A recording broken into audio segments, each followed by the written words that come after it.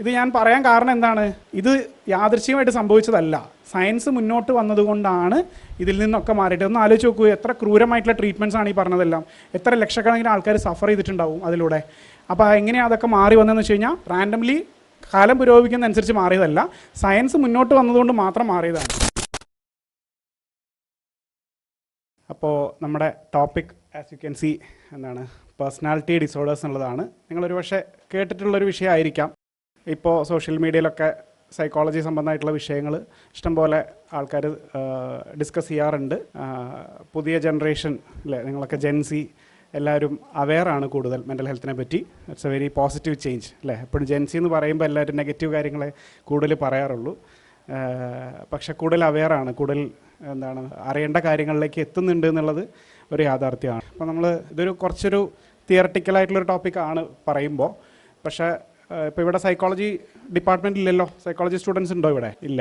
Okay, അപ്പോൾ നിങ്ങൾക്ക് കൂടെ മനസ്സിലാവുന്ന രീതിയിൽ പരമാവധി ലൈറ്റായിട്ട് ഡിസ്കസ് ചെയ്യാം എന്നുള്ളതാണ്. ഒത്തിരി സയൻസിൻ്റെ ഇതിലേക്ക് ഒരുപാട് പോവാതെ നിങ്ങൾക്ക് മനസ്സിലാക്കാവുന്ന കുറച്ച് കാര്യങ്ങൾ ഡിസ്കസ് ചെയ്യാം എന്നുള്ളതിലാണ് ഉദ്ദേശിക്കുന്നത്. ഓക്കെ, അപ്പോൾ നമുക്ക് കുറച്ച് ചോദ്യങ്ങളിൽ നിന്ന് തുടങ്ങാം എന്ന് തോന്നുന്നു. എന്ത് പറയുന്നു? ഓക്കെ, സോ നമ്മുടെ KBCയുടെ ആ മ്യൂസിക് ഇട്ടിട്ട് നമുക്ക് തുടങ്ങാം. കുറച്ച് 4 ഓപ്ഷൻ ഇല്ല കേട്ടോ, 2 ഓപ്ഷനേ ഉള്ളൂ. എന്താണ് ഇത്? കുറച്ച് സിറ്റുവേഷൻസ് ആണ്. നിങ്ങളുടെ അടുത്ത് ഒരാൾ വന്നിട്ട് ഒരു പ്രശ്നം പറയുകയാണെങ്കിൽ എന്തായിരിക്കും നിങ്ങളുടെ മനസ്സിൽ വരുന്ന ചിന്ത? അതായത് അയാൾക്ക് ഒരു സഹായം വേണം എന്നുള്ളതാണോ ചിന്തിക്കുക, അതോ അയാളെന്തോ ശരിയല്ല, something is wrong with that person എന്നുള്ളതാണോ ചിന്തിക്കുക എന്നുള്ളതാണ് നോക്കേണ്ടത്. ഇപ്പോൾ ഒരാൾ വന്നിട്ട് പറയുകയാണ്, എപ്പോഴും ഭയങ്കര ടെൻഷനാണ്, എപ്പോഴും ഭയങ്കര ആങ്സൈറ്റി തോന്നുന്നു, ഒരു അകാരണമായിട്ട്, അല്ലെങ്കിൽ ഇത്രയും ടെൻഷൻ അടിക്കേണ്ട ആവശ്യമില്ല പക്ഷേ ടെൻഷനായി പോകുന്നു എന്നുള്ളത് പറയുകയാണെങ്കിൽ നിങ്ങൾ എന്താ ചിന്തിക്കുക? അയാൾക്ക് സഹായം വേണം എന്നുള്ളതാണോ ചിന്തിക്കുക, അതോ അയാളൊന്ന് മാറി നടക്കാം, അത്ര ശരിയല്ലെന്ന് തോന്നുന്നു എന്നാണോ? സ്വാഭാവികമായിട്ട് സഹായം ആവശ്യമുണ്ട് എന്നുള്ളതായിരിക്കും അല്ലേ. സൈക്കോളജിസ്റ്റ് ചോദിക്കുമ്പോൾ അങ്ങനെയല്ലേ പറയാനും പറ്റുള്ളൂ അല്ലേ. എന്നാലും അല്ലെങ്കിലും യെസ്, നിങ്ങൾ അവെയറാണ്. ഒരാൾ വന്നിട്ട് അയാൾക്ക് ഒരു സൂയിസൈഡൽ തോട്ട് ഉണ്ട്, ആത്മഹത്യ ചെയ്യണമെന്ന് തോന്നുന്നു, ഇടയ്ക്ക് അങ്ങനെ തോന്നി പോവാണ്, മുന്നിലേക്കൊരു വഴി കാണുന്നില്ല എന്ന രീതിയിൽ ഒരാൾ പറയുകയാണെങ്കിലോ, അപ്പോഴെന്താ ചിന്തിക്കുക? അയാൾക്ക് സഹായം ആവശ്യമുണ്ടെന്നാണോ, അതോ അയാൾ ഇച്ചിരി ഡേഞ്ചറാണ്, മാറി നടക്കാമെന്നാണോ? സഹായം ആവശ്യമുണ്ട് എന്നുള്ളതാണ്. ഇനി ഒരു ഡിഫറൻറ്റ് സിറ്റുവേഷൻ പറയാം. അതായത് ഒരാൾ നിങ്ങളുടെ അടുത്ത് ഭയങ്കരമായിട്ട് നുണ പറയുകയാണ്, നിങ്ങളെ മാനിപ്പുലേറ്റ് ചെയ്യാൻ ശ്രമിക്കുകയാണ്, നിങ്ങളെ അയാളുടെ വഴിക്ക് കൊണ്ടുവരാൻ ശ്രമിക്കുകയാണ് പല നുണകളൊക്കെ പറഞ്ഞിട്ട്. അപ്പോൾ നിങ്ങൾക്കിത് മനസ്സിലാവുന്നുണ്ട്. നിങ്ങൾ നോക്കുമ്പോൾ നിങ്ങളോട് മാത്രമല്ല, അയാൾ മൊത്തത്തിൽ ഇങ്ങനെയാണ്, അയാൾ മറ്റാൾക്കാരോടും ഇതേ പരിപാടി ഇറക്കുന്നുണ്ട്. അപ്പോൾ നിങ്ങൾ എന്ത് ചിന്തിക്കും? അയാൾക്ക് സഹായം ആവശ്യമുണ്ടെന്നാണോ, അതോ something is wrong with him or her, I should stay away, മാറി അധികം ഇടപെടണ്ട എന്നുള്ളതായിരിക്കും നമ്മൾ ചിന്തിക്കുക അല്ലേ. ഓക്കെ, അടുത്തൊരു സിറ്റുവേഷനും കൂടെ. അതായത് ഒരാളിപ്പം നമ്മുടെ കൂടെയുള്ള ഒരാളിപ്പോൾ ജോലി ചെയ്യുന്ന ആളായിക്കോട്ടെ, അല്ലെങ്കിൽ കൂടെ പഠിക്കുന്ന ഒരാളായിക്കോട്ടെ, നമ്മളെല്ലാ കാര്യത്തിനും ഓരോ കുത്തിനും കോമേനും ഇങ്ങനെ കറക്റ്റ് ചെയ്തുകൊണ്ടിരിക്കുകയാണ്, ഭയങ്കരമായിട്ട് നമ്മളെ കൺട്രോൾ ചെയ്തുകൊണ്ടിരിക്കുകയാണ്. നമുക്ക് ഇഷ്ടപ്പെടുമോ? സ്വാഭാവികമായിട്ടും ഇഷ്ടപ്പെടില്ല. അപ്പോൾ അവിടെ എന്താണ് നമ്മൾ ചിന്തിക്കുക? അയാൾക്ക് സഹായം ആവശ്യമുണ്ടെന്നുള്ളതാണോ, അതോ എന്താണ്, അതോ അയാളുടെ മാറി നടക്കാം? കാരണം അയാൾ നിങ്ങളെ ബുദ്ധിമുട്ടിക്കുന്നുണ്ട്. എല്ലാ കാര്യത്തിനും നിങ്ങൾ ചെയ്യുന്ന ഓരോത്തിനെയും എന്താണ് ഈ മൈക്രോ മാനേജ്മെൻറ്റ് എന്ന് പറയും. എല്ലാ കാര്യത്തിനെയും വളരെ സൂക്ഷ്മമായിട്ട് നിരീക്ഷിച്ചിട്ട് അത് പ്രശ്നമായി, ഇത് പ്രശ്നമായി, അവിടെ മാർജിൻ വരച്ചില്ല എന്ന് പറഞ്ഞിട്ട് പറയുമ്പോൾ ബുദ്ധിമുട്ടാവും അല്ലേ. അപ്പോൾ ഇത് ചിന്തിക്കാനാണ് സാധ്യത അല്ലേ. സോ ബേസിക്കലി ഇവിടെയാണ് ടൈറ്റിലേക്ക് എത്തുന്നത്, യു ആർ ദ പ്രോബ്ലം, നിങ്ങൾ ശരിയല്ല എന്നുള്ള രീതിയിലാണ് ഈ പറഞ്ഞ 2 സിറ്റുവേഷനിൽ, ലാസ്റ്റ് 2 സിറ്റുവേഷനിൽ. അപ്പോൾ ഈ ടൈറ്റിലേക്ക് നമുക്ക് തിരിച്ചു വരാം. ഇപ്പോൾ പേഴ്സണാലിറ്റി ഡിസോർഡേഴ്സ് പറയുന്നതിന് മുമ്പ് എന്ത് വേണം? പേഴ്സണാലിറ്റി എന്താണെന്നുള്ളത് പറയണം അല്ലേ. പേഴ്സണാലിറ്റി എന്താണെന്ന് പറയുന്നതിനേക്കാൾ എളുപ്പം പേഴ്സണാലിറ്റി എന്തല്ല എന്ന് പറയുന്നതായിരിക്കും കുറച്ചുകൂടി മനസ്സിലാവാൻ എളുപ്പം. അപ്പോൾ പൊതുവേ പേഴ്സണാലിറ്റി എന്ന് ആലോചിക്കുമ്പോൾ പല ആൾക്കാരും തെറ്റിദ്ധരിക്കാൻ സാധ്യതയുള്ളത് ഒരാളുടെ ക്യാരക്ടർ, പ്രത്യേകിച്ച് മോറൽ ക്യാരക്ടർ, ഒരു നല്ല ആളാണോ ചീത്ത ആളാണോ, അയാളൊരു ഇൻറ്റഗ്രിറ്റി ഉള്ള വ്യക്തിയാണോ എന്നുള്ള രീതിയിലൊക്കെ ആൾക്കാർ ചിന്തിക്കാറുണ്ട്. അപ്പോൾ അതല്ല പേഴ്സണാലിറ്റി എന്നുള്ളത്, അത് നല്ല ചീത്ത എന്നുള്ള വ്യത്യാസമല്ല പേഴ്സണാലിറ്റി. ഓക്കെ, വേറെ എന്തല്ല? കരിസ്മാറ്റിക്. ഇപ്പോൾ ചില ആൾക്കാർക്ക് നല്ല ഇംപ്രഷൻ ഉണ്ടാക്കാൻ അറിയാം, പെട്ടെന്ന് വന്നിട്ട് കുറച്ച് നേരം സംസാരിക്കുമ്പോഴത്തേക്ക് അയാൾ കൊള്ളാലോ എന്ന് തോന്നുന്ന ഒരു സംഭവം ഉണ്ട് അല്ലേ. അതും എന്താണ്, അത് പേഴ്സണാലിറ്റി. അപ്പോൾ ഒരാൾ വന്നൊരു ഇംപ്രഷൻ ഉണ്ടാക്കുമ്പോഴത്തേക്ക് അയാൾ നല്ല പേഴ്സണാലിറ്റിയാണ് കേട്ടോ എന്ന് പറയാം, അതല്ല പേഴ്സണാലിറ്റി. യൂഷ്വലി ആ ഒരു കാര്യം പലപ്പോഴും മോട്ടിവേഷൻ സ്പീക്കേഴ്സ് പറയാറുണ്ട്. അപ്പോൾ അവർ തെറ്റിദ്ധരിക്കുന്നത് എന്താണ്, ഈ ഒരാൾ വന്നിട്ട് ഭയങ്കര ഇംപ്രഷൻ ഉണ്ടാക്കുന്നുണ്ടെങ്കിൽ, അല്ലെങ്കിൽ ഒരു കരിസ്മാറ്റിക് എഫക്റ്റ് ഉണ്ടാകുന്നുണ്ടെങ്കിൽ അതാണ് പേഴ്സണാലിറ്റി എന്ന് പറയുന്നത്. ഇനി അതല്ലെങ്കിൽ സെൽഫ് എസ്റ്റീം, ഒരാൾക്ക് നല്ല കോൺഫിഡൻസ് ഉണ്ടെങ്കിൽ അയാൾ നല്ല ഒരു പേഴ്സണാലിറ്റിയുടെ ഉടമയാണ് എന്ന് പറയും. അപ്പോൾ കോൺഫിഡൻസ് ഇല്ലാത്ത ഒരാൾ മോശം പേഴ്സണാലിറ്റി എന്നുള്ളതാണ്. അതുമല്ല എന്നുള്ളതാണ്. പിന്നെ ഇൻ്റലിജൻസ്, നല്ല ബുദ്ധിയുള്ള ഒരാളാണെങ്കിൽ എന്താണ് അയാൾ നല്ല പേഴ്സണാലിറ്റിയാണ് എന്ന രീതിയിൽ. അപ്പോൾ ഇതൊന്നും അല്ല പേഴ്സണാലിറ്റി, പിന്നെ എന്താണ് എന്ന് ഇതൊക്കെ കോമൺ ആയിട്ട് തെറ്റിദ്ധരിക്കുന്ന കാര്യങ്ങളാണ്. അപ്പോൾ എന്താണ് പേഴ്സണാലിറ്റി? ഇപ്പോൾ ഇവിടെ ഇത്രയും പേര് ഇരിക്കുന്നുണ്ട്, നിങ്ങളെല്ലാവരും ഒരേപോലെ അല്ലല്ലോ. നിങ്ങൾ തമ്മിലുള്ള വ്യത്യാസം നിങ്ങൾക്ക് തന്നെ അറിയാം അല്ലേ? ക്ലാസ്സിൽ ഇൻട്രാക്ട് ചെയ്യുമ്പോൾ അല്ലെങ്കിൽ കൂടെ ഇടപെടുമ്പോൾ നമുക്കറിയാം നമ്മൾ പെരുമാറുന്ന അതേ രീതിയിലല്ല മറ്റൊരാൾ പെരുമാറുന്നത്. അത് ഒരു സിറ്റുവേഷൻ ബേസിൽ മാത്രമല്ല, ഓരോരുത്തർക്കും ഓരോ രീതികളുണ്ടാവും അല്ലേ? അപ്പോൾ നിങ്ങൾ തന്നെ കൂടെയുള്ളവർക്ക് നിക്ക് നെയിംസ് ഇട്ടിട്ടുണ്ടാവും ഡിപ്പെൻഡിങ് ഓൺ അവരുടെ സ്ഥിരം വരുന്ന. ഇപ്പോൾ ഒരാൾ എപ്പോഴും പെട്ടെന്ന് കരയുന്ന ഒരാളാണെങ്കിൽ അയാൾ സെൻസിറ്റീവ് ആയിട്ടുള്ള ഒരാളായിട്ട് നമ്മൾ ലേബൽ ചെയ്തിട്ടുണ്ടാവും. അപ്പം അതൊരാളുടെ ഒരു സിറ്റുവേഷനിലെ മാത്രമുള്ള പെരുമാറ്റമല്ല, അത് കണ്ടിന്യൂസ് ആയിരിക്കും. ചിലപ്പോൾ ചെറുപ്പം മുതലേ അതിൻ്റെ ഒരു രീതി കാണാൻ പറ്റും, അറ്റ്ലീസ്റ്റ് അഡോളസൻസിലോ എങ്കിലും അത് കണ്ടു തുടങ്ങാൻ പറ്റും നമുക്ക്. അത് ഒരു സിറ്റുവേഷനിലല്ല, അയാൾ പൊതുവേ ഇങ്ങനെയാണ് എന്നുള്ള രീതിയിൽ അയാളുടെ ഐഡൻറ്റിറ്റി അല്ലേ, നിങ്ങളെല്ലാവരും യുണീക്കാണെന്ന് പറയും അല്ലേ? ആ യുണീക്നെസ് കൊണ്ടുവരുന്ന സാധനമാണ് എന്ത് പേഴ്സണാലിറ്റി എന്ന് പറയുന്നത്. Okay, so stable patterns of സൈക്കോളജിയിൽ എപ്പോഴും ഈ 3 കാര്യങ്ങൾ പറയും: തോട്ട്, അതേപോലെ ഫീലിംഗ്, ബിഹേവിയർ. ചിന്ത എന്താണ്, ഇമോഷൻ എന്താണ്, പെരുമാറ്റം എന്താണ്. ഇതെല്ലാം ഇത് 3ൻ്റെ കാര്യത്തിലും എന്ത് വ്യത്യാസം ഉണ്ടാവും അല്ലേ? ഈ പറഞ്ഞ വ്യത്യാസം ഉണ്ടാവും. ഒരാൾ ചിന്തിക്കുന്ന രീതി വ്യത്യാസം ഉണ്ടാവില്ലേ? ഇമോഷൻ നമുക്ക് എന്താ ഫീൽ ചെയ്യുന്നതെന്നുള്ള വ്യത്യാസം ഉണ്ടാവും, പെരുമാറുന്നതും വ്യത്യാസം ഉണ്ടാവും അല്ലേ? അപ്പോൾ ഇതിൽ എന്ത് വ്യത്യാസം ഉണ്ടാക്കുന്നു? ഒരു എന്താണ് മറ്റുള്ളവരിൽ നിന്ന് വ്യത്യസ്തമാക്കുന്ന, ഡിസ്റ്റിങ്ക്റ്റ് ആക്കുന്ന ഘടകം എന്താണോ? അപ്പോൾ ഓരോരുത്തരുടെ യുണീക്നെസ് കൊണ്ടുവരുന്നൊരു എലമെൻ്റ് ഉണ്ട്. അത് ഒരു സിറ്റുവേഷനിലല്ല, പല സിറ്റുവേഷനിൽ നമുക്കത് കാണാൻ പറ്റും എന്നുള്ളതാണ്. അപ്പോൾ അങ്ങനെ ഓരോരുത്തരെ വ്യത്യസ്തരാക്കുന്ന ആ എലമെൻ്റ് എന്താണോ, അപ്പോൾ അതിൽ നല്ലതും ചീത്തതും ഇല്ല. ഇപ്പോൾ ഫോർ എക്സാമ്പിൾ, ഇപ്പോൾ നിങ്ങൾ കോമൺ ആയിട്ട് പറയുന്ന ഇൻട്രോവേർട്ട്, എക്സ്ട്രോവേർട്ട് അല്ലേ? ഇപ്പോഴത്തെ സോഷ്യൽ മീഡിയ ലാംഗ്വേജ് പറഞ്ഞു കഴിഞ്ഞാൽ ഇൻവെർട്ടറാണ് എന്ന് പറയും അല്ലേ? അപ്പോൾ അങ്ങനെ പറയുന്നതിൽ അതിലിപ്പോൾ ഏതാ നല്ലതെന്ന് ചോദിച്ചു കഴിഞ്ഞാൽ പറയാൻ പറ്റുമോ? ഡിപ്പെൻസ് അല്ലേ? ഒരു എക്സ്ട്രോവേർട്ട് ചെയ്യേണ്ട ഒരു ജോലിയെ ഒരു ഇൻട്രോവേർട്ടിനെ ഏൽപ്പിച്ച് കഴിഞ്ഞാൽ ചിലപ്പോൾ അയാൾ ബുദ്ധിമുട്ടും. അതുകൊണ്ട് ഇൻട്രോവേർട്ട് മോശമെന്ന് പറയാൻ പറ്റുമോ? മറ്റേ ഇൻട്രോവേർട്ടിനും കുറച്ചുകൂടെ നന്നായിട്ട് ചെയ്യാൻ പറ്റുന്ന കാര്യങ്ങളും ഉണ്ടാവും അല്ലേ? സോ സിറ്റുവേഷൻ അനുസരിച്ചും ആളനുസരിച്ചൊക്കെ ഇരിക്കും. അല്ലാതെ ഇതിൽ ആത്യന്തികമായിട്ടൊരു തെറ്റ് ശരി പറയാൻ പറ്റില്ല. അങ്ങനൊരു ഒബ്ജക്റ്റീവ്ലി ബെറ്റർ വേഴ്സ് എന്നുള്ളതില്ല, സാഹചര്യം അനുസരിച്ചും ഒക്കെ ഇരിക്കും. അപ്പോൾ അവിടെയാണ് പേഴ്സണാലിറ്റി എന്നുള്ളത് വരുന്നത്. അപ്പോൾ ഈ നേരത്തെ പറഞ്ഞതൊന്നും അല്ല, എന്താണ് ഒരോരുത്തരെ യുണീക്കാക്കുന്ന ചില പ്രത്യേകതകളുണ്ട്, ആൾക്കാർ വ്യത്യാസമായിട്ടാണ് ഇരിക്കുന്നത്. അതിൻ്റെ കാരണം എന്താണോ അതാണ് പേഴ്സണാലിറ്റി എന്നാണ് മനസ്സിലാക്കേണ്ടത്. അപ്പോൾ ഈ ചിത്രം കാണാമല്ലോ. അപ്പോൾ ഈ ഒബ്ജക്ട്സ് നിങ്ങൾക്ക് തരികയാണെങ്കിൽ നിങ്ങൾ എങ്ങനെ സോർട്ട് ചെയ്യും? എളുപ്പമാണ് അല്ലേ? എന്താ ഷേപ്പിൻ്റെ അടിസ്ഥാനത്തിൽ സോർട്ട് ചെയ്യാം. സർക്കിൾ ആയിട്ടുള്ള എല്ലാം ഒരു സെറ്റ്, സ്ക്വയർ ആയിട്ടുള്ള എല്ലാം വേറെ സെറ്റ്, പിന്നെ എന്താ ഉള്ളത്, റെക്റ്റാങ്കിൾ ഉണ്ട്, ട്രയാങ്കിൾ ഉണ്ട്. എളുപ്പമായല്ലോ, സോർട്ട് ചെയ്യാൻ പ്രയാസമില്ല അല്ലേ? ഇതാണ് തരുന്നെങ്കിലോ എങ്ങനെ സോർട്ട് ചെയ്യും? നിങ്ങൾക്ക് കണ്ട് തുടങ്ങുമ്പോൾ നമുക്ക് വേണമെങ്കിൽ നോക്കാം, ഓക്കെ ഷേപ്പിൻ്റെ അടിസ്ഥാനത്തിൽ. കാരണം ഷേപ്പ് സിമിലർ ആയിട്ടുള്ള കുറേ എണ്ണം ഉണ്ടല്ലോ. ഒരു പിരമിഡ് ഷേപ്പ് ഉള്ളതുണ്ട്, ക്യൂബ് ഉണ്ട്, സ്പെരിക്കൽ ഷേപ്പ് ഉണ്ട്. പക്ഷേ താഴേക്ക് വന്ന് നോക്കുമ്പോൾ അത് മാത്രമല്ല, ഇതൊന്നിലും പെടാത്ത കുറേ സാധനങ്ങളുണ്ട്. അപ്പോൾ നിങ്ങൾ ഇതിനെ ഒരു 4 തരമായിട്ടോ 5 തരമായിട്ടോ തിരിച്ചു കഴിഞ്ഞാൽ എല്ലാം അതിനകത്ത് പെടുത്താൻ പറ്റുമോ? താഴേക്കുള്ള സാധനമൊന്നും പെടുത്താൻ പറ്റില്ല അല്ലേ? അപ്പോൾ കുറച്ച് കഴിയുമ്പോൾ നമുക്ക് മനസ്സിലാവും ഇതിങ്ങനെ ഇത്ര തരം എന്ന് പറയാൻ പറ്റില്ല. പിന്നെന്താ പറയുക, ഇപ്പോൾ ഒരേ തരം നമ്മൾ ഷേപ്പിൻ്റെ അടിസ്ഥാനത്തിൽ ക്ലാസിഫൈ ചെയ്തെന്ന് വെച്ചോ. ഇപ്പോൾ സ്പിയർ എല്ലാം ഒരേ ഷേപ്പാണ്, അല്ല ഒരേ കളറാണോ, ഒരേ ടെക്സ്ചറാണോ, ഒരേ സൈസാണോ? അപ്പോൾ ഈ കാര്യത്തിലൊക്കെ വ്യത്യാസമുണ്ട്. നമ്മൾ ആദ്യം തരംതിരിക്കാൻ തുടങ്ങിയാലും എന്തുണ്ട്, ഈ പറഞ്ഞ വ്യത്യാസം നമുക്ക് കാണാൻ പറ്റും അല്ലേ? അപ്പോൾ മാത്രമല്ല ഷേപ്പ് ഓരോന്നും ഇതിലൊന്നിലും പെടാത്ത ഷേപ്പുകൾ നമുക്ക് കാണാൻ പറ്റും. അപ്പോൾ ഇത് ചെയ്ത് വരുമ്പോൾ നമ്മൾ മനസ്സിലാക്കും, ഓക്കെ ഇതിങ്ങനെ ഇത്ര തരം എന്ന് തിരിക്കാൻ പറ്റില്ല, കാരണം ഒരുപാട് വേരിയേഷൻ ഉണ്ട്. അപ്പോൾ പിന്നെ നമ്മൾ പ്ലേറ്റ് മാറ്റി, എന്താണ് ഇത്ര തരം എന്ന് പറയുന്നതിനേക്കാളും നല്ലത് എന്താണ്, ഇത് ഇന്ന വേരിയബിൾസ് ഉണ്ട്. അതായത് ഷേപ്പ് ഉണ്ട്, സൈസ് ഉണ്ട്, കളറുണ്ട്, ടെക്സ്ചർ ഉണ്ട്, ഇങ്ങനെ ഒരു 4-5 സാധനത്തിനുണ്ട്. ഇത് ഓരോന്നും ഈ പറഞ്ഞ ഓരോ സാധനത്തിനും വ്യത്യാസമായിരിക്കും. ഓക്കെ, അപ്പോൾ സൈസ് എന്നുള്ളത് ചെറുതാവാം, വലുതാവാം, ഇടയിലാവാം, എവിടെ വേണമെങ്കിലും ആവാം. So that's A spectrum. Shape എന്നുള്ളത് പലതരത്തിലുള്ള ഷേപ്പുകളുണ്ട്, 3 ഡയമെൻഷനിലായിട്ടും 2 ഡയമെൻഷനിലായിട്ടും 3D തന്നെ പല ഇതിലും ഒക്കെ ഉണ്ട്. ടെക്സ്ചർ റഫ് ആയിട്ടുള്ളതും സോഫ്റ്റ് ആയിട്ടുള്ളതും അതും ഒരു സ്പെക്ട്രം വേണമെങ്കിൽ പറയാം. അപ്പോൾ അങ്ങനെ എന്താണ് പറഞ്ഞു വരുമ്പോൾ ബേസിക്കലി ഇതിനെ ക്ലാസിഫൈ ചെയ്യുന്നതിന് ഇത്ര തരം എന്ന് പറയുന്നതിന് പകരം എന്താക്കി, അത് ഇന്ന ഫാക്ടേഴ്സ് ഉണ്ട്, ഈ ഓരോ ഫാക്ടറിലും വ്യത്യാസമായിട്ടിരിക്കും. അപ്പോൾ എത്ര തരം എന്ന് വെച്ചാൽ ഓരോരുത്തരും ഓരോ തരമാണ്, ഇൻഫിനിറ്റ് പോസിബിലിറ്റി അല്ലേ? ഇനി മനുഷ്യർ ഇങ്ങനെയാണോ ഇരിക്കുന്നത് അതോ ഇങ്ങനെയാണോ ഇരിക്കുന്നത് എന്നുള്ളതാണ്. മനുഷ്യർ തമ്മിൽ ഒരുപാട് വ്യത്യാസങ്ങളുണ്ട് അല്ലേ?